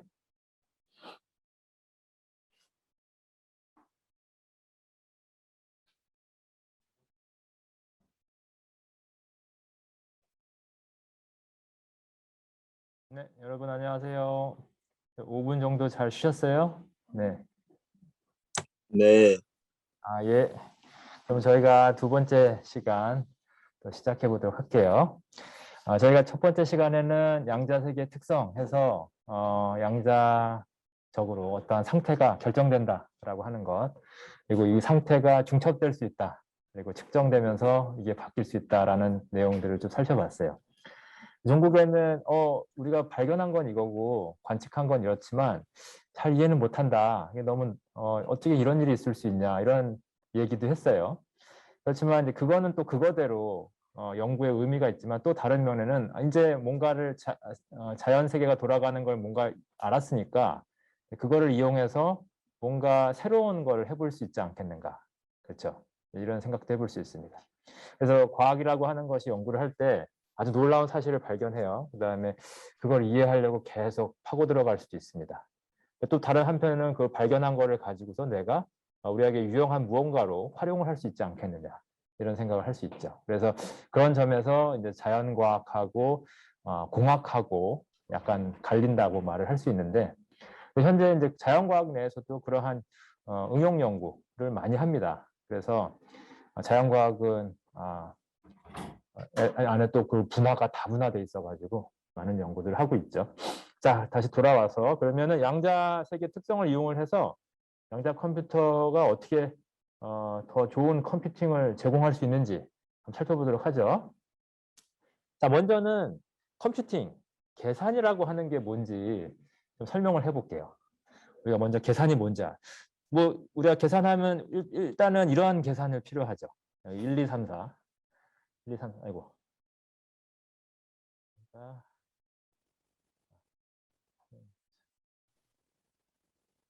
그렇죠? 여기 1, 2, 3, 4가 있습니다. 그다음에 5, 6, 7. 그래서 제가 1800이 맞을 거예요. 자, 계산해 보면. 그래서 이 계산을 이렇게 합니다. 근데 우리가 이렇게 주어졌다 그러면 알아요. 7하고 4를 더해서 1이 되고 1을 여기도 올리고 그래서 1, 3, 6을 더해서 이런 식의 어떠한 절차를 알고 있습니다. 또 하나, 만약에 어떤 한 음식점의 판매 실적이 이렇게 쭉 있어요. 언제 얼마가 뭐가 팔리고 이런 것들. 근데 그거 안에서 제가 유용한 정보를 뽑아내려고 해요. 예를 들어서 점심시간에 많이 팔리는 게 뭐냐. 그러면 제가 그 정보를 이용해서 거기에 필요한 재료를 더 사두면 되잖아요. 그죠? 그다음에 연령대에 따라서 어떻게 다르나. 뭐 이런 것도 뽑아낼 수 있고요. 이것도 여전히 계산이라고 할 수 있습니다. 어떤 자료가 주어졌고 거기서 유용한 걸 뽑아내잖아요. 그러니까 이것도 하나의 계산이에요. 근데 거기서의 계산 방법은 숫자 더하는 계산이 아니라 제가 판매됐던 판매 자료들을 다 정리를 하는 거예요. 정리를 해서 점심 때는 뭐가 많이 나오는지 그 메뉴별로 정리를 하는 거죠. 이것도 일종의 계산이에요. 작업이 필요한 거죠. 또 하나, 미로 찾기도 있어요. 이거는 이제 퀴즈처럼 생각해서 브레인 트레이닝 혹은 브레인 엑서사이즈처럼 생각될 수도 있지만 이것도 여전히 계산입니다. 우리는 이제 따라가면서 전체적인 모양을 보면서 아주 독특한 방법으로 길을 찾을 수 있지만 이것도 제가 만약에 계산을 한다 그러면 왼쪽으로 먼저 갔다가 길이 막히면 나와서 그 다음 길로 한번 가보고 그러다가 뭐 계속 반복하다 보면 종국에 출구를 찾을 수 있는 그런 방법을 알고 있어요. 다 찾아보는 거죠. 그렇죠? 이렇듯 계산이라고 하는 거는 우리가 종합적으로 봤을 때 이렇게 얘기할 수 있어요. 어떤 자료가 주어졌고요. 그다음에 그 자료를 주어진 절차에 따라서 처리를 했더니 어떠한 정보가 나오는 거예요. 그걸 통칭해가지고 다 계산이라고 합니다. 그래서 정보가 있고. 근데 이 주어진 방법, 이 방법은 사람이 알려줘야 돼요. 우리가 보통 컴퓨터에다 일을 맡기면 다 알아서 해주는 것처럼 보이잖아요. 근데 사실은 알아서 해주는 건 아니고 컴퓨터한테 이미 다 이렇게 하라고 지시를 내려놨어요. 우리는 그 지시를 이제 사용하는 것뿐이죠. 그래서 그 지시, 처리 절차를 알고리즘이라고 합니다. 그래서 데이터가 있고 알고리즘이 있으면 그거를 척척척척 처리해서 어떤 유용한 거를 뽑아내는 거죠. 근데 이제 기계한테, 컴퓨터한테 이걸 시키려면은 제가 그림을 보여주면서 여기서 뭔가를 해라라고 했을 때 그 그림을 컴퓨터는 못 봐요. 그래서 그거를 컴퓨터가 알 수 있는 랭귀지로 바꿔줘야 됩니다. 그게 이진 코드라고 하는 거예요. 0101. 그래서 자료를 그런 0101로 바꿔주는 거죠. 그래서 그때의 0101 하나를 비트라고 합니다. 비트라고 하고요. 그래서 여러분들 막 디지털 시대다 해가지고 얘기들 많이 할 때 바로 0101이 바로 이진 코드를 대표하는 그런 내용입니다. 자, 그러면 이제 전체적인 계산은 어떻게 이루어지느냐? 제한테 자료가 있어요. 그럼 그 자료를 어떤 방식으로든 0101로 바꿔요. 근데 어떤 방식이냐면은 내가 서로 약속하는 방식으로. 예를 들어서 A는 어떻게 바꾸자. 여기 이제 코드가 나오죠. A는 어떻게 바꾸자. B는 어떻게 바꾸자. 뭐 이렇게. 그래서 0101로 바꿉니다. 그거를 인코딩이라고 합니다. 인코딩. 코드화 시킨다. 그러고서는 기계한테 주고서는 이거를 어떻게 처리를 해봐라. 내가 가르쳐 준 대로. 그 다음에 처리가 된 결과를 가지고 디코딩이라고 합니다. 여전히 0101로 돼 있겠죠. 여기 아래 그림처럼. 얘를 이제 여기 헬로 월드로 바꿔주는 그러한 디코딩 작업을 하는 거죠. 그래서 인코딩, 디코딩은 사람들이 해놓은 약속이에요. 약속. 그리고 그 안에서 인코드된 0101을 어떠한 또 다른 0101로 바꿔주는 요 과정, 요거를 계산이라고 할 수가 있습니다. 데이터 처리, 계산인 거죠. 자, 이러한 프레임에서 우리가 보면은 계산이라고 하는 것의 핵심은 뭐냐면은 핵심은 처음에 0101로 돼 있었던 어떤 것을 제가 원하는 방식으로 계속 뭔가를 바꿔가지고 최종적으로 또 어떠한 다른 0101로 만들어 놓는 거예요. 그렇죠? 근데 뭐가 나올지는 몰라요. 그렇지만 내가 그걸 어떤 방식으로 바꿔야 될지는 나한테 명령이 떨어졌어요. 친절하게 하나씩 하나씩 다 알려줬어요. 이 컴퓨터가 별로 똑똑하지를 않아가지고 일은 엄청 빨리 해요. 시킨 일은 엄청 빨리 하는데 자기가 스스로 판단을 못해요. 그러다 보니까 하나하나씩 어디 가서 뭘 가지고 와서 얘랑 바꾸고 뭐 이러는 거. 그렇지만 종국이 하는 일이라고 하는 건 뭐냐면은 처음에 0101이었던 거를 최종 상태 어떤 다른 0101로 바꿔놓는 거예요. 바꾸는 절차는 알려준 거죠. 근데 그 바꾸는 절차가 바로 수학적으로 쓰면 이런 식으로 씁니다. 그래서 n개의 비트를 m개의 비트로 바꿔준다. 0101로 돼 있었던 거를 0101로 바꿔준다. 이렇게 씁니다. 수학적인 표현으로는. 이게 이제 계산의 핵심이라는 거죠. 자, 근데 그러면 0101을 가지고서 내가 할 수 있는 작업이 뭐냐면은 그거를 사람들은 몇 개로 기본 단위를 만들어 놨어요. 그게 소위 말하는 논리 회로입니다. 논리 연산입니다. AND, OR, NOT, 혹은 NAND 뭐 이런 것들이 있어요. 그래서 이거는 두 개의 인풋이 둘 다 1이면은 1을 밖으로 내보내는 거예요. 이거 한 그림 봤던 적 있을 거예요. OR 같은 경우는 둘 중에 하나만 1이면 1을 내보내는 거예요. 그렇죠? 그다음에 not은 이거는 심플해요. 0이면 1로, 1이면 0으로 가는 그거를 하는 작업입니다. 낸드는 엔드 앞에다가 not을 하나 붙인 거예요. 그래서 여기 뒤집어졌죠. 여기 아웃이 000 1이었는데 여기는 111 0이 됐죠. 그래서 바뀐 겁니다. 그래서 컴퓨터는 단순해요. 그래서 요 뭐 세 가지 기능만 가지고서 처음에 주어졌던 0101을 내가 시킨 대로 계속 바꿔주는 거예요. 자, 한번 이제 이거 연습 문제로 한번 해봅시다. 이게 덧셈인데요. 덧셈. 2 더하기 3은 5다. 이거를 컴퓨터한테 시키려고 해요. 우리는 2 더하기 3은 5입니다. 이거 그냥 알고 있잖아요. 암기하고 있잖아요. 그렇죠? 암기. 혹은 손가락이 있으니까 2 더하기 3개 이렇게 해서 5개 이렇게 또 하고 있고. 근데 이거는 자, 봅시다. 다시 처음에 인코딩을 하죠. 2라고 하는 걸 1, 0으로 바꿨어요. 이진법이니까 여기가 1의 자릿수고 여기가 2의 자릿수니까 1, 0. 그다음 3 같은 경우는 1, 1로 바뀌죠. 1의 자릿수, 그다음에 여기 2의 자릿수니까 1, 1이니까 3입니다. 근데 이걸 다 뭔가를 하고 났더니 이게 1, 0, 1이 됐어요. 1 자릿수, 2의 자릿수, 4의 자릿수니까 5가 되죠. 이렇게 바뀌었어요. 근데 어떻게 얘가 얘로 바뀌었는지 한번 봅시다. 먼저 여기 위에 서킷을 한번 봐요. 그래서 이게 0이 이렇게 들어가고요. 여기 1이 들어갑니다. 그럼 0이 들어가고 위에 천천히 한번 따라와 봐요. 여기 1이 들어가요. 여기 위에. 그러면은 이게 1이 분기점이니까 여기에 OR 게이트에 0하고 1이 들어가죠. 그럼 여기에 이제 1이 나오겠죠. 둘 중에 하나가 1이니까. 여기 밑에는 AND예요. 봤더니 여기는 0이 되고요. 근데 여긴 not이 있으니까 여기는 1이 됩니다. 그렇죠? 그 다음에 여기 1, 1이 있어서 이게 AND니까 여기는 1이 돼요. 그러면 이제 1이 나온 거예요. 아니 내가 뭘 했는지 모르겠지만 하여튼간 뭐 AND랑 OR 이런 거를 그냥 쭉 따라가다 보니까 1이 나왔어요. 자, 그 다음에 요 밑에 것도 한번 봅시다. 이것도 보면 이제 선 따라가다 보면 여기 1이 쭉 올라오거든요. 1이 올라오죠. 그다음에 여기에 이제 0이 있고 1이 있으니까 여기 AND 게이트가 있으니까 여기는 0일 거고, 여기 not이 있으니까 여기는 1일 거예요. 그다음에 0, 1이 있으니까 여기는 0일 거고, 그다음에 여기는 1, 1이 있으니까 여기는 1일 거고, 그다음에 여기 OR가 있으니까 0하고 1이 있으니까 둘 중에 하나가 1이니까 여기는 1일 거예요. 1. 이런 식으로 계속 하는 겁니다. 그다음에 여기도 이제 똑같이 1도 하고, 그다음에 얘도 쭉 따라가다 보면 AND니까 여기 또 not이 있으니까 0이 되고, 그다음에 1, 0이 붙으니까 여기는 0이 되고, 그다음에 여기도 1, 0이니까 여기는 0이 되고, 그러니까 0, 0이 들어왔으니까 여기는 0이 되고, 이런 식으로 작업이 됩니다. 그런데 제가 뭘 했는지 모르겠어요. 뭘 했는지 모르겠는데 하여튼 서킷을 따라서 가다 보니까 0이 나온 거예요. 그렇죠? 그러니까 컴퓨터가 느끼기에도 그래요. 컴퓨터는 자기가 2 더하기 3을 하는지 몰라요. 모르는데 그냥 사람들이 짜놓은 서킷 따라서 혹은 연산 방식에 따라서 OR을 계속 해주고 그 다음에 AND를 해주고 이건 사람이 이미 짜놓은 거죠. 그것 따라서 쭉 하고 났더니 결과가 나온 거예요. 이게 이제 소위 말하는 기계가 하는 계산입니다. 기계가 하는 계산이에요.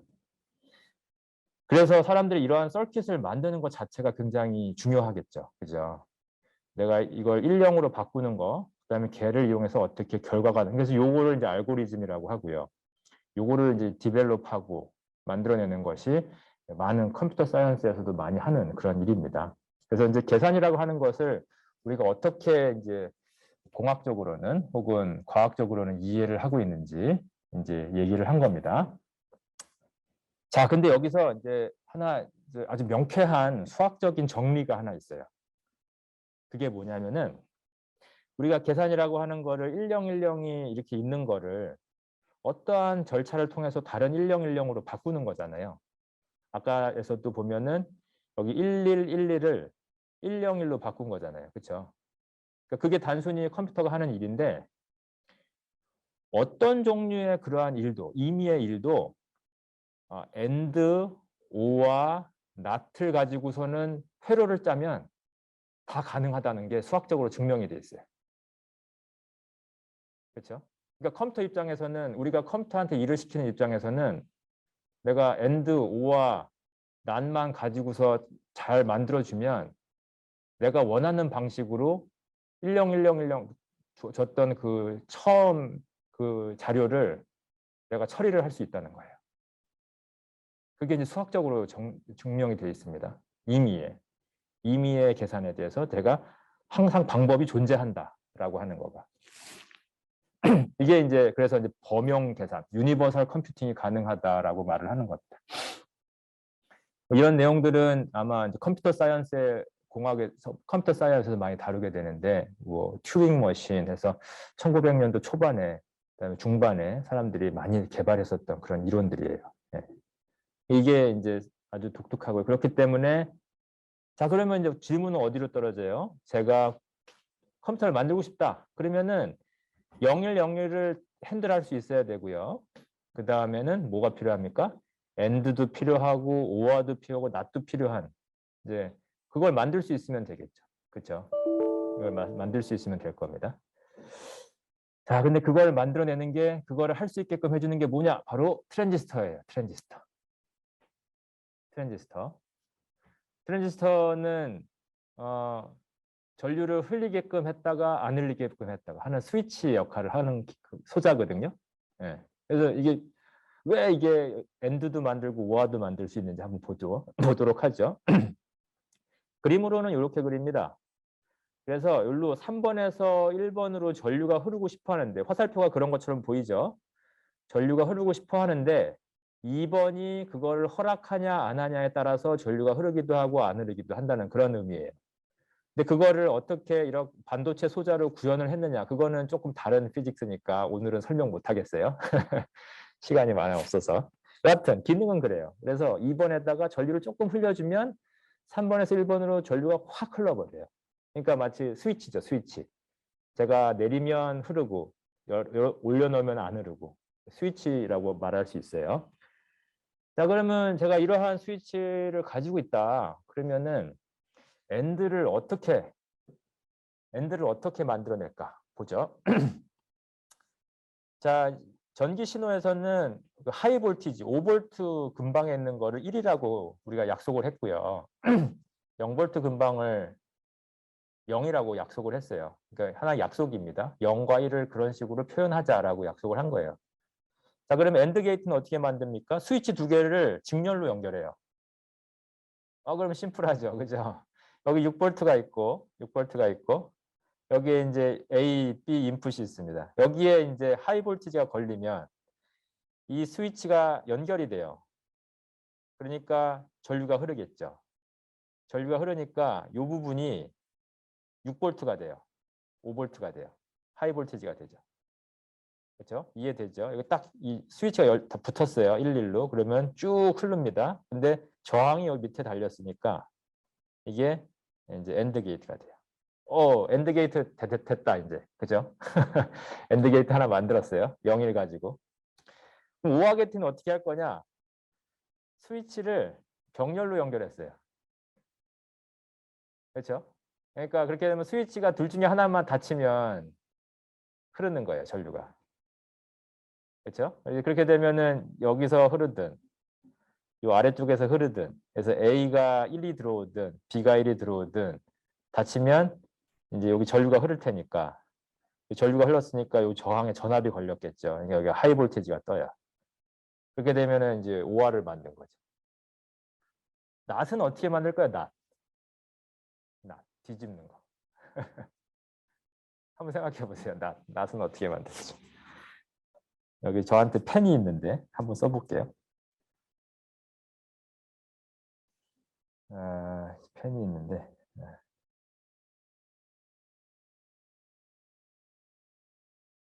아이고 이게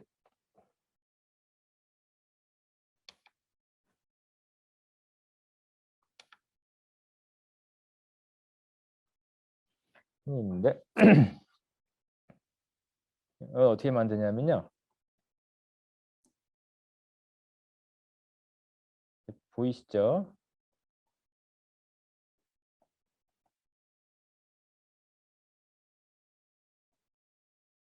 요 위에다가 저항을 달아요. 그다음에 여기다가 아웃을 달아놓는 거죠. 자, 이렇게 되면 이게 낫이 돼요. 이게 만약 0이다. 이게 0이다. 0이다. 그러면 여기 열리니까 전류가 안 흘러요. 안 흐르니까 여전히 6볼트가 계속 6볼트가 돼서 여기가 이제 1이 됩니다. 근데 여기가 1이다. 1이다. 그러면 이게 전류가 흘러버리잖아요. 전류가 흘러버리니까 여기가 이제 0볼트니까 여기가 6볼트지만 여기는 0볼트가 돼요. 밑에는 저항이 없거든요. 여기 밑에는 저항이 없거든요. 그러니까 0볼트 0이 됩니다. 0이 되죠. 그렇죠? 이런 식으로 또 만들 수 있어요. 이게 재밌는 아주 문제입니다. 간단한 문제죠.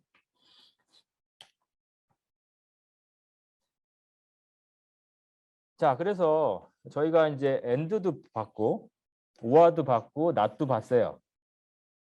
이 트랜지스터라고 하는 걸로 다 만들 수 있잖아요. 그렇죠? 그러니까 어떻게든 저떻게든 막 서킷을 만들어서 우리가 원하는 일을 0101 컨트롤할 수 있겠죠. 그러니까 이게 이제 컴퓨터가 될 수 있습니다. 자, 컴퓨터는 좀 난해해 보이지만 하여튼 이렇게 구조로 쪼개서 보게 되면은 우리가 충분히 이해할 수 있어요. 그래서 컴퓨터의 전체적인 구조는 밖에 뭐 모니터, 키보드 이런 식으로 인터페이스가 있고 중간에 메모리가 있어요. 메모리는 우리가 계산하게끔 하는데 필요한 자료, 그다음에 어떠한 절차로 그 0101들을 핸들링 할지를 알려주는 방법, 그 알고리즘이 들어있고요. 그다음에 아까 말했던 AND, OR와 NOT이 잔뜩 있어가지고 어떻게든 연결시켜가지고 원하는 방식으로 데이터를 처리하는 부분이 이 CPU에 들어있어요. CPU에. 그러면서 사람들이 트랜지스터를 잘 만들려는 기술이 발달하기 시작했습니다.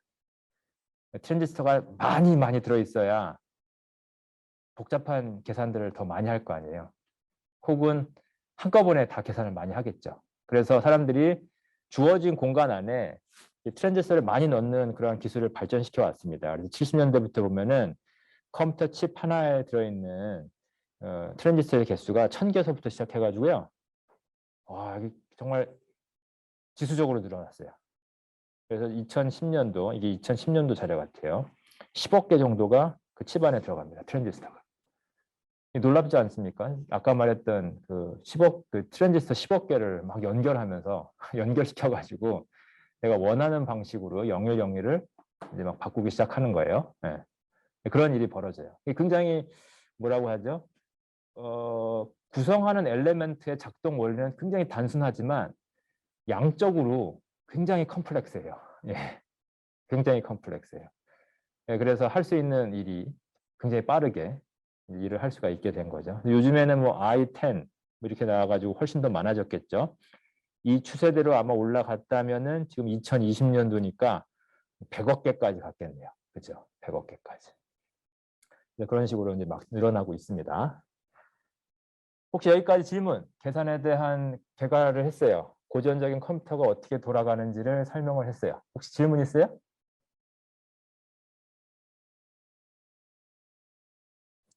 교수님, 네. 그 게이트가 잘 이해가 안 돼요. 데이트 어떤 부분이 좀 이상해요. 예. 그 연선 방식이 잘 모르겠어요. 아, 연산 방식이. 그래서 네, 그러니까 컴퓨터가 하는 일의 방식이 사람들이 이런 식으로 정해놔 버렸어요. 예. 우리랑 좀 달라서. 예. 그래서 아까 이제 그림을 이게 좀 낯설 거예요. 이게 아마 낯설 거예요. 아니 처음에 이걸 딱 보면은 이게 무슨 계산이야? 이건 내가 말하는 계산이 아닌데 이렇게 생각을 하게 돼요. 그렇죠? 근데 우리가 컴퓨터한테 일을 시키려고 그 중심 파트를 어떤 식으로 변형시켜 놨냐면 바로 이런 식으로 변형시켜 놨어요. 그래서 0101을 와장창 주고요. 걔를 자, 너가 할 일은 이 0101을 가지고서 AND를 붙이고 OR을 붙이고 NOT을 붙이고 해가지고 어떻게든 결과를 내봐라는 거예요. 그래서 이게 이 서킷이 나왔던 거예요.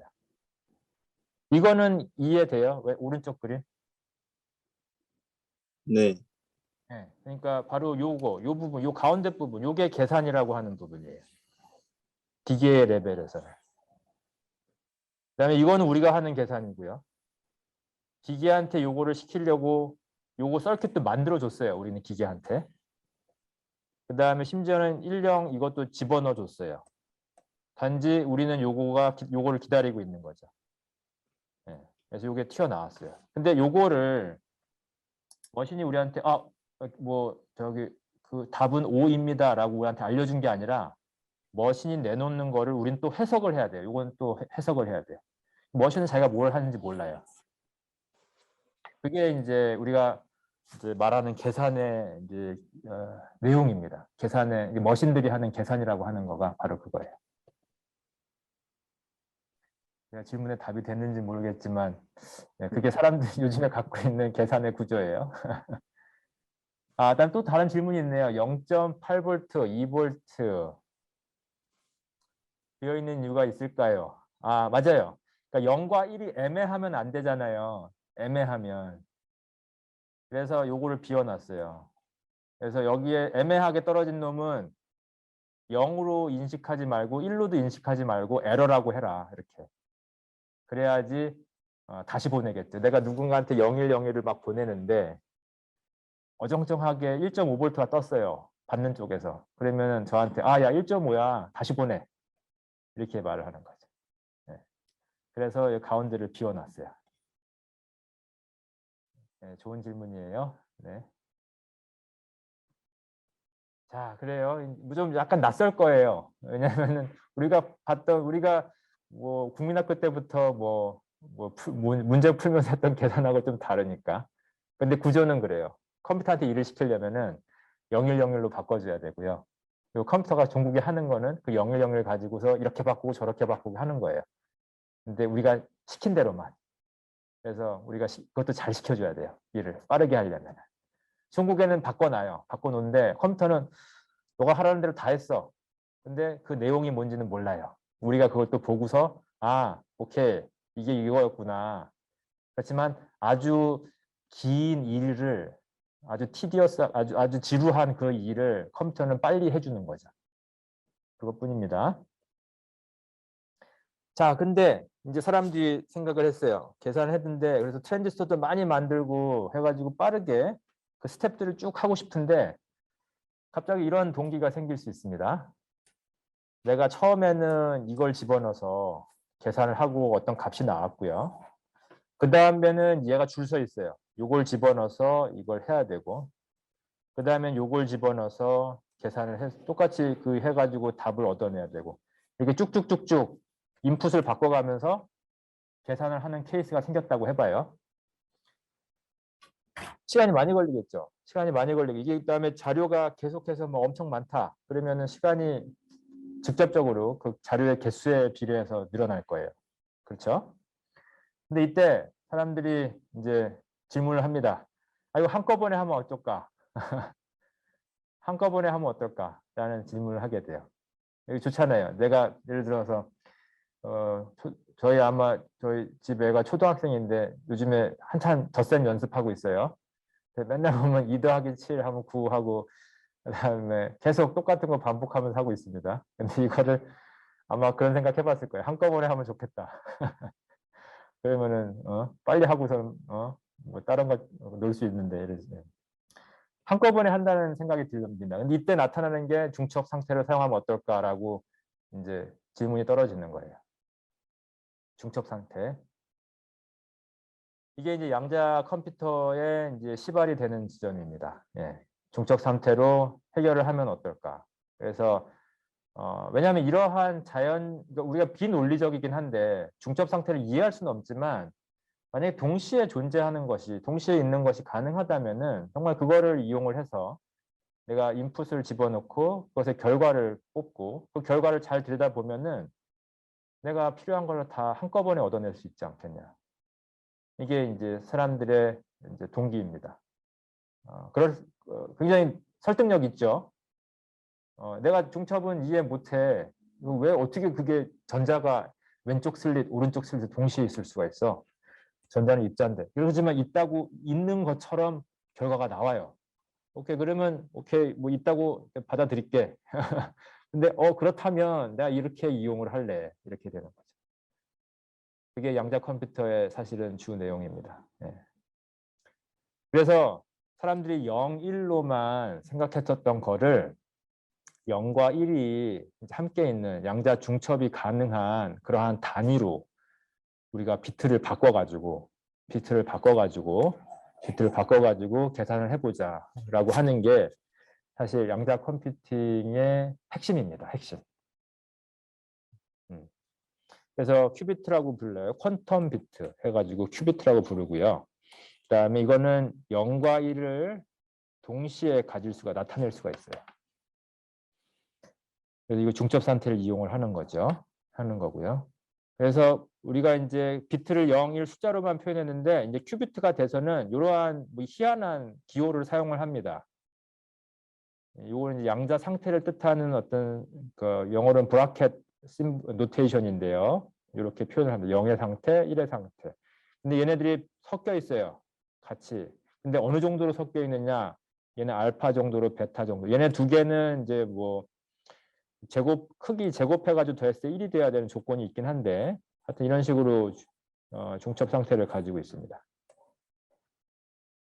요거를 바꿔주자. 요걸 사용해보자. 그러면은 내가 훨씬 더 빠르게 할 수 있지 않겠어? 라고 이제 질문을 하는 겁니다. 이거를 좀 더 이제 확연히 느낄 수 있는 방법이 이제 그림으로 한번 그려보는 거예요. 여기에 이제 구가 하나 있습니다. 구가 하나 있고 이 북극점은 0에 해당한다고 우리가 보고요. 남극점은 1에 해당한다고 보는 거예요. 그리고 이 중간에 있는 이 중간에 있는 모든 점들, 이 구면에 있는 모든 점들은 어떤 특정한 중첩 상태를 의미한다고 보면 돼요. 예를 들어서 여기에 있는 x의 위치는 0과 1이 이런 식으로 중첩되어 있는 거고요. 그다음에 마이너스 x에 있는 지점은 0과 1이 중첩되어 있긴 한데 여기에 부호가 바뀌었어요. 이것도 다른 중첩 상태거든요. 양자역학에서는 마이너스예요. 그다음에 이 경우는 마이너스가 아니라 허수예요. 허수. 이것도 이제 사람들이 양자역학에서는 허락이 됩니다. 다른 종류의 중첩 상태예요. 자, 그럼 생각해 보세요. 고전적인 계산은 북극하고 남극만 사용해서 계산하는 거예요. 근데 양자 컴퓨터는 이 지구 전표면을 다 사용하는 거예요. 그러면은 완전히 차원이 달라지겠죠. 그렇죠? 점 2개 가지고 하면 이거는 0차원인데 이 구면을 가지고 하니까 2차원. 그렇죠? 직선도 아니에요. 1차원도 아니에요. 2차원이 되죠. 그러니까 큐빗 하나만 가지고서도 우리가 이제 핸들할 수 있는 그 내용이 훨씬 더 풍부해집니다. 그렇죠? 계산이 아주 풍부해지죠. 그렇게 되면은 계산하는 방법도 달라져야 될 것 같고, 그렇죠? 그다음에 계산하는 그 속도도 훨씬 빨라질 것 같고 그런 내용들이 나오게 되죠. 자, 그래서 그러한 것들을 이제 살펴보는 거가 양자 컴퓨팅인데 약간 맛보기로 맛보기로 양자 서킷을 한번 살펴보도록 할게요. 우리 아까 전에 덧셈하는 클래시컬한 그 고전적인 서킷도 살펴봤었잖아요. 여기서는 아주 맛보기로 한번 퀀텀 서킷의 그 내용을 한번 살펴볼게요. 하여튼 이렇게 요상하게 그려진 그림이 하나 있어요. 이게 대체 뭐야? 이거는 이제 왼쪽에서 오른쪽으로 이제 그 어떤 계산이 진행됩니다. 착착착착. 처음에 00을 집어넣었어요. 1번에다가 2번에다가 00을 집어넣은 상태입니다. 자, 그러면 요 상태가 시간에 대한 수름이거든요. 이게 이 상태에서는 00으로 표현을 해요. 이거는 첫 번째가 0이었고 두 번째도 0이다 라고 하는 거를 이제 표현하는 내용입니다. 그 다음에 뭔가를 하나 했더니 위에 거에다가 작용을 했더니 얘가 이렇게 바뀌었어요. 근데 얘는 뭐냐면은 이제 하다마다 이제 H게이트라고 쉽게 말합시다. H게이트라고 불리는 건데 얘는 0일 때는 이렇게 바꿔주고 0과 1의 중첩으로 1일 때는 얘도 똑같이 중첩으로 바꿔주긴 하는데 마이너스를 붙여서 바꿔주는 거예요. 그겁니다. 그래서 북극에 있었던 거를 적도로 데리고 오는 거고요. 아까 전에 그림에서. 남극에 있었던 거를 또다시 적도인데 그 반대편에 있는 위치에다가 갖다 놓는 거예요.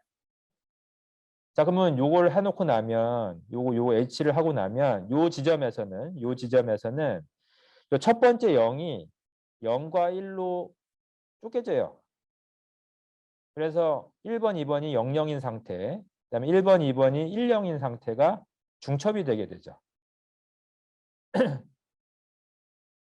좀 처음 보는 그러한 계산이죠. 근데 이런 계산도 있어요. 한 맛보기로 보세요. 맛보기로.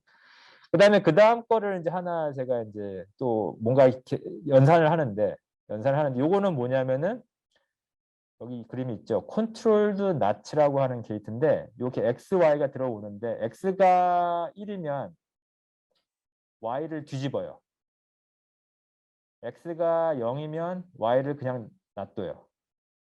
여기 보면은 이제 00 들어왔을 때는 그냥 Y를 01 그대로 뽑아내죠. 그런데 1이 들어오면 이 두 번째 들어오는 거를 뒤집습니다. 첫 번째에 따라서 두 번째 거를 뒤집냐 마냐 이거를 하는 그러한 연산이에요. 그러니까 저희가 이 H 게이트, NOT 게이트 이거 얘기하는 거는 얘가 소위 말해서 아까 우리가 고전적인 계산에서 AND, OR, NOT 그런 거에 해당하는 거예요. 네, 그래서 이렇게 사용합니다. 그러면 요걸 거치고 나면 대체 어떤 상태가 되는지 봅시다. 자, 요게 1번이 0이었으니까 두 번째 게 바뀌지 않겠죠. 그러니까 그대로 00이 됩니다. 그렇죠? 근데 여기 두 번째 파트를 보면 첫 번째가 1이었어요. 여기 1이에요. 그러니까 두 번째 거가 뒤집어져야 되겠죠. 그래서 여기에 11이 나옵니다. 그렇죠? 11이 나와요. 그래서 이렇게 바뀌어졌습니다. 자, 이제는 다시 첫 번째에다가 H를 또 가했어요. 아, 복잡하다. 그죠? 이 H를 또 가했어요. 그러면 대체 이 마지막 최종 상태는 뭐가 될까? 충분히 해볼 수가 있습니다. 예를 들어서 첫 번째 것만 보죠. 첫 번째 것만 봐요. 그러면 이 첫 번째 거를 0과 1로 쪼개게 돼요. 그러면은 요거에서 요 첫 번째 거하고 요거가 됩니다. 그렇죠? 두 번째 게 다 00이잖아요. 00. 근데 요게 0이 0과 1로 쪼개져서 여기 첫 번째, 세 번째를 이루고 있어요. 또한 여기서의 두 번째 것은 요 1이잖아요. 1이 중첩으로 바뀌어야 돼요. 근데 보세요. 여기 중첩 1이었는데 중첩하면 0, 1로 마이너스 1로 바뀌죠. 그러면은 얘와 여기의 걸로 바뀝니다. 여기 마이너스가 붙었죠. 그죠? 그래서 요 첫 번째 게 이 마지막 식의 첫 번째, 세 번째가 되고요. 두 번째 게 마지막 식에서의 두 번째, 네 번째가 돼요. 이렇게 바뀌는 거예요. 자, 근데 이거의 의미가 뭐냐면은 자, 보세요. 처음에 00으로 집어넣었어요. 근데 나중에 요걸 뭘 했는지 모르겠지만 이런 과정을 통해서 마지막에 봤더니 이 두 개의 비트가 가질 수 있는 네 가지 상태, 00, 10, 01, 11이 다 들어있어요. 그렇죠? 그럼 이걸 가지고 뒤에 연산을 하면 옛날에 고전 계산기로는 4번에 해야 될 계산을 한 번에 할 수 있지 않겠냐. 좀 약간 상상을 해볼 수 있겠죠. 그죠? 한 번에 해볼 수 있죠. 네. 그게 이제 양자 계산의 핵심입니다. 양자 계산의 핵심이에요.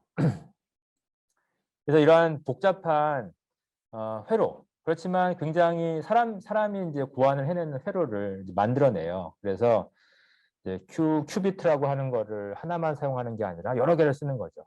뭐 5개를 쓰고 100개를 쓰고 뭐 몇만 개를 썼으면 좋겠어요. 근데 거기다가 아까 말했던 이러한 큐비트에 대한 게이트 오퍼레이션을 쭉 가고 나면 종국에는 굉장히 복잡한 상태가 될 텐데 그 상태에서 제가 측정을 통해서 대체 어떠한 상태에 도달했는지를 보는 거예요. 어떠한 작업을 해줘야 될지는 사람이 정해준 겁니다. 그런데 이 작업을 계속 누적시키다 보면은 너무 복잡해서 사람이 머리로는 계산하기가 어려워요. 그래서 컴퓨터한테 시키는 거예요. 아니, 그렇죠? 양자 컴퓨터한테. 그러면은 양자 컴퓨터는 그 최종 상태를 가지고 있어요. 그럼 거기서 제가 측정을 해가지고 이게 이렇게 되는구나라고 이제 알아내는 거죠. 그래서 이게 딱 그림을 보면은 똑같아요. 똑같죠? 집어넣고 뭔가 그걸 가지고 처리를 하고 결과가 있으면은 다시 읽어내고 이게 똑같습니다. 근데 대신 뭐가 달라요? 비트가 큐비트로 된 것뿐이에요. 그래서 0일 뿐만이 아니라 중첩 상태도 우리가 이제 정보를 담는 그 범위 안에 집어넣게 된 거죠. 그래서 아까 그 구를 생각하시면 돼요. 북극하고 남극만 사용하는 게 아니라 이 전체를 사용하는 거예요. 근데 이게 큐빗이 많아지면 많아질수록 점이 구로 바뀌는 게 아니라 점들이 희한한 위상체로 바뀌어요. 어마어마한 공간을 갖는 위상체로 바뀌어요. 구 2개를 만들어서 전체를 표현하는 그러한 그 어떤 공간을 생각하면 훨씬 더 크거든요. 예, 예. 그렇기 때문에 빠른 계산이 가능합니다. 자, 근데 좋습니다. 그래서 이제 굉장히 재밌는 계산 혹은 확장된 계산을 할 수 있는 것 같아요. 근데 그러면 중요한 질문은 뭐겠어요? 정말로 빨리 할 수 있냐? 대체 어떤 계산을 내가 이걸로 빨리 할 수 있겠냐? 이게 중요하잖아요. 그렇죠? 내가 양자역학을 썼다는 거에 자부심을 느끼지만 2 더하기 3을 하는데 1년이 걸린다. 그러면은 뭐 소용없죠. 새로운 방식으로 했습니다. 그래 재밌었겠네. 그렇지만 별로 그렇게 큰 임팩트가 없어요. 정말로 빨리 할 수 있어야 돼요. 근데 사람들이 빨리 할 수 있다는 거를 보였어요. 이런 방식으로 계산을 하면은 고전적인 방식보다 빨리 할 수 있다는 걸 보였습니다. 가장 대표적인 첫 번째 케이스가 쇼어 알고리즘이라 불리는 건데 바로 소인수 분해를 하는 거예요. 소인수 분해. 그러니까 뭐 21이다. 그러면 이건 3 곱하기 7입니다. 라고 알려주는 거죠. 그래서 어떤 큰 수의 어떤 인수들, 그 인수들이 뭔지를 알려주는 그러한 계산 방법이에요. 그래서 이러한 양자적인 중첩을 활용한 알고리즘을 해봤더니 고안을 했어요, 사람들이. 사람들이 이제 수학적으로 고안을 한 거죠. 했더니 n자릿수, 그러니까 이진법으로 n자릿수를 소인수 분해를 할 때 대략 어떤 몇 번의 스텝이 필요하냐를 따져봤더니 n제곱 스텝이 필요해요. 아까 전에 이제 그림에서 이게 각각이 이제 하나의 스텝이거든요. 이렇게 스텝. 이런 게 n제곱번 필요해요. 그게 밝혀졌어요. 그런데 이거 비교했을 때 고전적인 계산 방법으로는 사람들이 연구를 많이 했는데 가장 최적의 알고리즘이 2의 n승의 3분의 1승 시간이 걸린다라고 알려져 있어요. 아무리 계산 방법을 잘 짜도 종국에는 이 정도의 그 스텝이 필요하다라고 하는 게 이제 알려져 있는 거예요. 자, 그러면 이 2개를 한번 비교해 봐야 되겠죠. n이 1000일 때 이때는 2개가 비슷비슷해요. 뭐 심지어는 얘가 더 안 좋아요. 얘가 더 안 좋아요. 양자 알고리즘이. 그런데 n이 점점점 커지면 비교할 수 없을 정도로 양자 알고리즘이 좋아져요. 여기 n의 제곱은 10의 18승인데 요 2의 n승, 3분의 1승은 10의 300승이에요. 이거는 꽤 큰 수죠. 꽤 큰 수죠. 그래서 근데 이 구조상 n에 대해서 이 다항식적으로 이게 폴리노미얼하게 올라가는 것하고 이거는 n이 지수에 있잖아요. 이 지수적으로 커지는 거거든요. 그래서 n이 커짐에 따라서 커지는 방식이 두 개가 달라요. 얘는 n의 제곱이고 얘는 n승에 비례해서 커지는 거거든요. 그러니까 n이 커지면 커질수록 훨씬 더 빠르게 확 올라가 버리는 거죠. 그죠? 그래서 큰 수일 때는 양자 알고리즘이 엄청난 이득을 가지고 와요. 그거를 보여준 거예요. 만약 이러한 양자적인 효과를 이용해서 중첩을 이용을 해서 내가 계산을 할 수 있다면 엄청나게 빠르게 할 수 있다라는 거죠. 근데 이게 왜 또 사람들한테 큰 임팩트를 줬냐면 현재 우리가 사용하는 모든 암호 체계라고 하는 거가 바로 이 큰 수를 소인수 분해하는 것에 근거해서 만들어진 암호 체계예요. 그러니까 숫자가 너무 커가지고 소인수 분해를 하는데 걸리는 시간이 너무 길잖아요. 그러니까 그 암호를 해독하려면은 그 인수분해를 하는데 뭐 100년이 걸린다. 그러면 사실 아무런 소용이 없잖아요. 그렇죠? 그러니까 암호를 깨는 방법은 나와 있어요. 내가 이 큰 수를 소인수 분해만 하면은 암호가 다 깨지는 거예요. 그런데 고전적인 계산 방법으로는 이 소인수 분해를 하는데 뭐 100년이 걸리니까 실질적인 암호의 역할을 하는 거죠. 그런 상태였거든요. 지금까지 모든 사람들이 사용하는 암호라고 하는 것이. 심지어 국방체계에서 사용하는 암호도 그래요. 그런데 양자 알고리즘이 딱 등장하면서 이거 내가 10초면 깨. 이렇게 되는 거죠. 그러면 어떻게 돼요? 10초로 깨는 방법이 나온 거죠. 10초로 깨는 방법이. 물론 이제 실제로 그런 기계가 없지만 그런 게 나온 거예요. 왜냐면 그래서 사람들이 그런 가능성이 있어, 그런 위험성이 있어, 이거 위험한 거죠. 암호가 깨졌으니까. 그러니까 사람들이 조심스러워했던 거예요. 조심스러워했던 거죠. 그런데 그러한 양자 컴퓨터가 등장했다는 겁니다.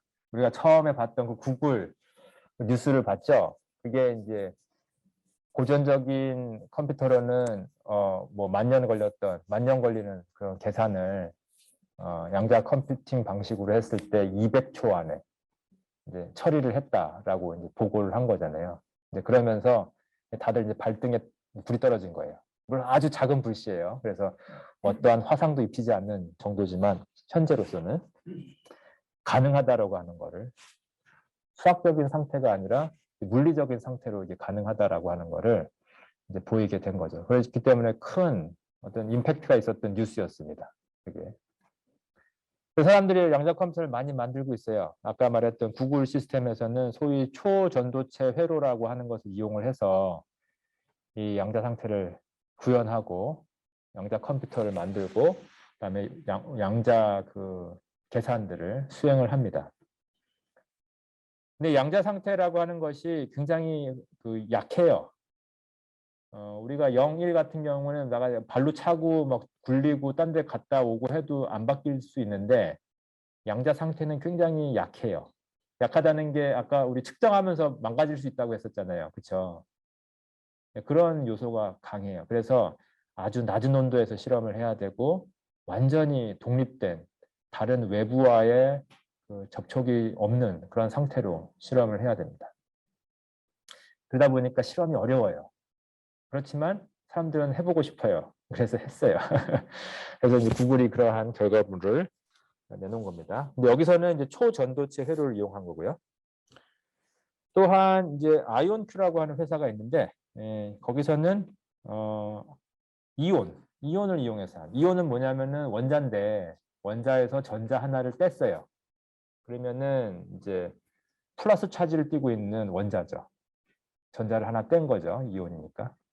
그다음에 그러한 이온들을 여기 이제 사진에서 보여주는 것처럼 어떤 칩 위에다가 줄줄이 쫙 세워놨어요. 잡아가지고. 이게 가능해요. 현대 기술로. 그래서 여기 대충 한 몇 개쯤 될까요? 한 50개 넘을 거예요. 100개도 되나? 그 정도를 쫙 줄 세워놓고 각각의 이온이 하나의 큐빗의 역할을 합니다. 이온의 상태를 왔다 갔다 하면서 그 내부에. 이런 것들을 막 이용을 해가지고 컴퓨팅을 하는 거죠. 이것도 이제 굉장히 고진공의 이러한 챔버 안에서 이제 실험이 진행이 되고 있어요. 그다음에 또 다른 방법은 원자를 이용하는 직접적으로 이용하는 방법도 있어요. 그래서 원자 하나를 레이저 하나로 잡아요. 잡아서 그래서 여기는 이제 그림에 보여다시피 대략 한 100개 넘는 한 150개 정도 되는 것 같은데요. 한 100개 넘는 원자들을 이렇게 2차원 배열로 다 잡아놓은 거예요. 여기 보면 랭스 스케일이 대략 원자랑 원자 사이의 거리가 10마이크로미터 정도 떨어지는 거거든요. 이렇게 많은 수의 원자를 다 잡아놓은 다음에 얘네들의 양자 상태를 가지고서는 이제 그 양자 계산을 하는 거죠. 큐비트로 활용을 하는 거예요. 그래서 어떨 때는 얘네 두 개를 가지고서는 우리가 아까 봤던 그런 뭐 엔드 게이트, 오아 게이트처럼 어떤 연산을 하고 얘랑 하고 뭐 얘랑도 하고 해가지고 착착착착 시킨 대로 변화시키는 거예요. 얘의 전체적인 상태를. 그거를 나타내는 그림이 얘예요. 좀 예쁘게 그렸잖아요. 그래서 갖고 왔는데 여기 뒤에 처음에 이제 원자들이 깔려 있었고요.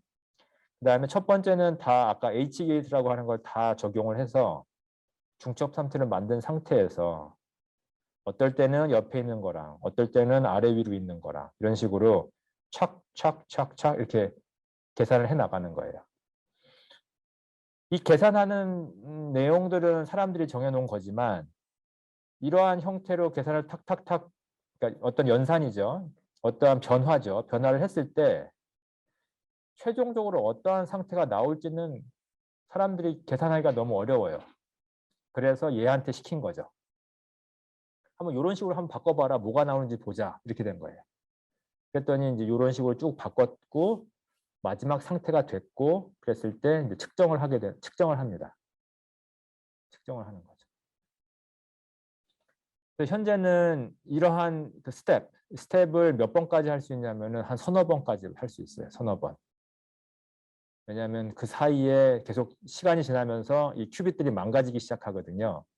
그래서 현대 기술로는 이게 서킷의 뎁스라고 하는데 뎁스가 3개 내지 5개 정도로 제한됩니다. 근데 이제 기술이 발전하면은 이것이 쭉 증가해서 뭐 100번까지 할 수 있다. 그러면은 굉장히 뛰어난 그런 계산을 할 수가 있겠죠. 자, 그래서 만약 양자 컴퓨터를 만든다. 그러면은 이러한 구조가 될 거예요. 겉에는 여전히 고전적인 컴퓨터를 사용을 하고요.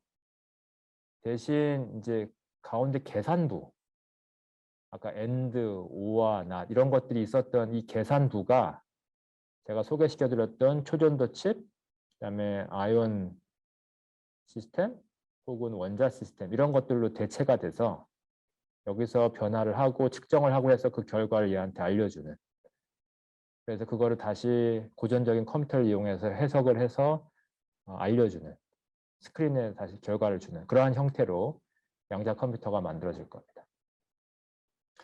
그래서 이제 퍼스널 컴퓨터처럼 집에다 하나씩 둘 수 있는 그런 레벨은 아닐 거고요. 초기 모델은. 왜냐하면 이러한 양자 계산이 이루어지려면은 양자 큐빗을 잘 보관할 수 있는 환경이 있어야 되거든요. 그래서 연구실 환경에서 주로, 실험실 환경에서 주로 이루어지겠죠. 그렇지만 그것을 우리가 외부에서 이제 액세스 해가지고 계산의 결과만 뽑아내면 되잖아요. 그렇죠? 요즘도 보면은 클래시컬하게도 클라우드 서비스를 많이 하잖아요. 제가 헤비한 노트북을 갖고 있을 필요가 없죠. 저기 클라우드 서비스 이용해가지고 이거 어떻게 됩니까? 라고 물어보면은 인터넷으로 이거 이렇게 됩니다라고 계산결을 알려주잖아요. 그렇게 해가지고 우리가 가볍게 랩탑을 들고 다니면서 또 아주 하이 퍼포먼스의 캘큘레이션을 할 수가 있게 되죠. 그런 형태로 양자 컴퓨팅 그 인프라가 개발이 될 겁니다. 자, 그래서 다시 이제 좀 우리가 처음에 봤었던 그 뉴스로 다시 돌아왔어요. 자, 이제 뉴스를 딱 보면은 조금 더 이해의 폭이 넓어졌지 않았을까 싶어요. 이 사람들이 이제 프로그래머블, 그러니까 뭐 어떤 프로그램을 집어넣을 수 있는 거죠. 어떻게 게이팅을 해라, 어떻게 연산을 해라. 그걸 슈퍼컨덕팅 프로세스를 통해서 했을 때 세상에서 가장 빠른 슈퍼컴퓨터로 100년, 10,000년 걸리는 그 계산을, 그렇죠? 이게 이제 이거의 의미를 알겠죠? 막 스텝 엔드 게이트 가고 오화 게이트 가고 막 이러면서 그거를 10,000년 동안 해야지만 종국에 원하는 그런 스테이지에 도달하는 거예요. 네? 근데 그런 아주 긴 계산을 이 슈퍼컨덕터 프로세스를 통해 가지고 200초에 했다라는 겁니다. 그래서 10,000년을 200초 줄였으니까 굉장히 사람 라이프 스팬이 100년이잖아요. 그러니까 태어나서 죽을 때까지 계산 하나 다 못 끝내도 얘네는 한다는 거니까 큰 차이가 있죠. 예. 자, 그래서 오늘은 이제 정리하는 슬라이드입니다. 여러 가지 내용들을 살펴봤어요. 그래서 요즘에 많이 이제 사람들한테 회자가 되는 양자 컴퓨터, 그의 원리를 조금 얘기하고, 그다음에 양자 세계의 특별한 점, 이런 것들을 전달하고자 했습니다. 그래서 저희가 달았던 키워드들은 양자 상태, 양자 중첩, 측정, 그다음에 계산기의 내용. 아까 이제 굉장히 생소하다고 했었잖아요. 그래서 그게 사실은 이제 컴퓨터 사이언스에서 하고 사람들이 많이 몇십 년 동안 개발해 놓은 내용이에요. 근데 그거를 이제 비트가 아니라 큐비트로 바꿨을 때 그 계산의 내용과 폭과 그 성능이 월등히 달라진다. 다른 차원이 된다라고 하는 것을 우리가 약간 맛봤습니다. 사람들이 그 양자 컴퓨터가 될까 안 될까 이런 고민들 많이 했었어요. 그냥 단순히 실험실에서만 하는 장난감이 아닐까 이런 생각들을 많이 했는데, 심지어 저도 제가 학생 때는 그런 생각을 했습니다. 야, 이거 멋있긴 하고 정말 놀라운 비전이긴 한데 이게 되겠어? 지금 이것도 못하는데 이런 생각을 했어요. 근데 사람들은 놀라워요. 그리고 요즘에 보면 1년이 다르게 바뀌고 있습니다. 네, 그래서 사람들은 꿈꾸는 걸 참 이루는 아주 뛰어난 것 같아요. 그래서 이런 우리가 얘기했었던 양자 컴퓨팅이 중국에는 정말로 등장하지 않을까 기대를 하고 있습니다. 이것과 함께 또 최근에 제가 관심 갖고 있는 것 중에 하나는 또 뭐가 있냐면은 저번에 우주의 나이 얘기하면서 우리가 우주의 팽창 뭐 이런 것도 얘기했잖아요. 그래서 아까 137억 년입니다. 딱 얘기도 하고 했는데 그게 이제 허블 망원경 때문에 이제 그런 측정이 가능했었거든요. 근데 최근에 한 달 전쯤이죠. 작년 12월 25일 날 그 두 번째 우주 망원경을 사람들이 띄웠어요. 나사에서. 그게 제임스 웹 스페이스 텔레스코프라는 건데 그게 허블 망원경보다 100배나 레졸루션이 좋은 거래요. 근데 이제 한번 이제 그걸 어떻게 제작했고 어떻게 올렸는지 그런 약간 다큐멘터리 필름을 제가 한번 본 적이 있는데 정말 사람들은 놀라운 것 같아요. 정말 그런 걸 보면서도 참 우리가 꿈꾸는 거를 하겠다고 막 열정을 갖고 어떤 일을 하고 하는 것이 얼마나 좀 대단한지 이런 걸 다시금 또 느끼게 됐습니다. 양자 컴퓨터 사람들한테 관심이 많은데 여러분들도 이런 분야로 좀 더 관심 갖고 생각해 볼 수 있는 그런 계기가 되면 좋겠네요. 자, 그럼 제가 준비한 건 여기까지입니다. 혹시 이제 강의 내용에 대해서 질문할 거 있으면 질문하세요. 네. 안녕하세요. 들리세요? 네, 들립니다. 저 아까 그 양자 게이트 나올 때 그 시납 게이트에 대해서 좀 궁금한 게 있는데요. 네네. 그 시납 게이트가 이제 컨트롤 비트와 타겟 비트로 이제 구성이 되어 있다고 알고 있는데 이제 그 컨트롤 비트가 1이면은 타겟 비트를 반전을 시킨다. 근데 이제 컨트롤 비트가 1인 거를 아는 거는 이제 이 큐비트가 1인지 0인지를 관측을 한다고도 생각을 할 수가 있는 것 같은데 그럼 이제 컨트롤 비트를 지난 큐비트는 이제 중첩 상태가 붕괴됐다고 해석을 해야 되나요? 아, 좋은 질문이에요. 그러니까 0이냐 1이냐 했을 때 관측은 하진 않아요. 0이면 이렇게 되게끔 1이면 이렇게 되게끔 그냥 풀어놓은 겁니다. 아, 그래서 측정을 해서 그거를 한 것은 아니고 그렇기 때문에 계속해서 중첩 상태를 유지하면서 가게 되죠. 네, 네, 그게 감사합니다. 조금 신기하죠. 예, 예. 이게 좀 신기해요. 그래서 측정은 안 하고요. 네. 0이면 이렇게, 1이면 이렇게 행동하게끔 세팅을 해놨어요. 오, 우리가 쳐다보지는 않고 세팅은 해놨어요. 마치 네. 더블 슬릿을 해놓고서는 우리가 관측 안 하고 이렇게 가만히 눈 감고 있는 것처럼 네. 그 CNOT 게이트를 오퍼레이팅 할 때 우리가 관측은 하진 않고 네. 그런 조건에서는 맞춰서 움직이게끔 그냥 풀어놨어요. 네. 그래서 계속 중첩 상태를 유지할 수 있게끔. 네. 네. 좋은 질문이에요. 네. 네, 감사합니다. 네. 아, 여기 채팅창에 또 질문이 있어요. 루트 2분의 1이 어떻게 나오는지 궁금해요. 네. 사실 이제 이건 좀 양자역학을 표현하는 거에 대한 디테일인데요. 우리가 어떤 것이 50%, 50% 있다라고 했을 때 2분의 1씩, 2분의 1씩 쪼개주는 게 좋잖아요. 그렇죠? 그런데 양자역학에서는 그 앞에 상태를 표현하는 식에 앞에 붙어 있는 것을 제곱했을 때 그게 측정하는 확률하고 연결이 됩니다. 그래서 이걸 확률이라고 하지 않고 확률 진폭이라고 또 다른 말을 쓰긴 하는데 제곱을 했을 때 우리가 알고 있는 그런 확률의 의미가 돼요. 그러다 보니까 반반 있다라고 했을 때 루트 2분의 1이라고 하는 텀이 나오게 됩니다. 네. 그거는 이제 약간 수학적인 디테일이네요. 네.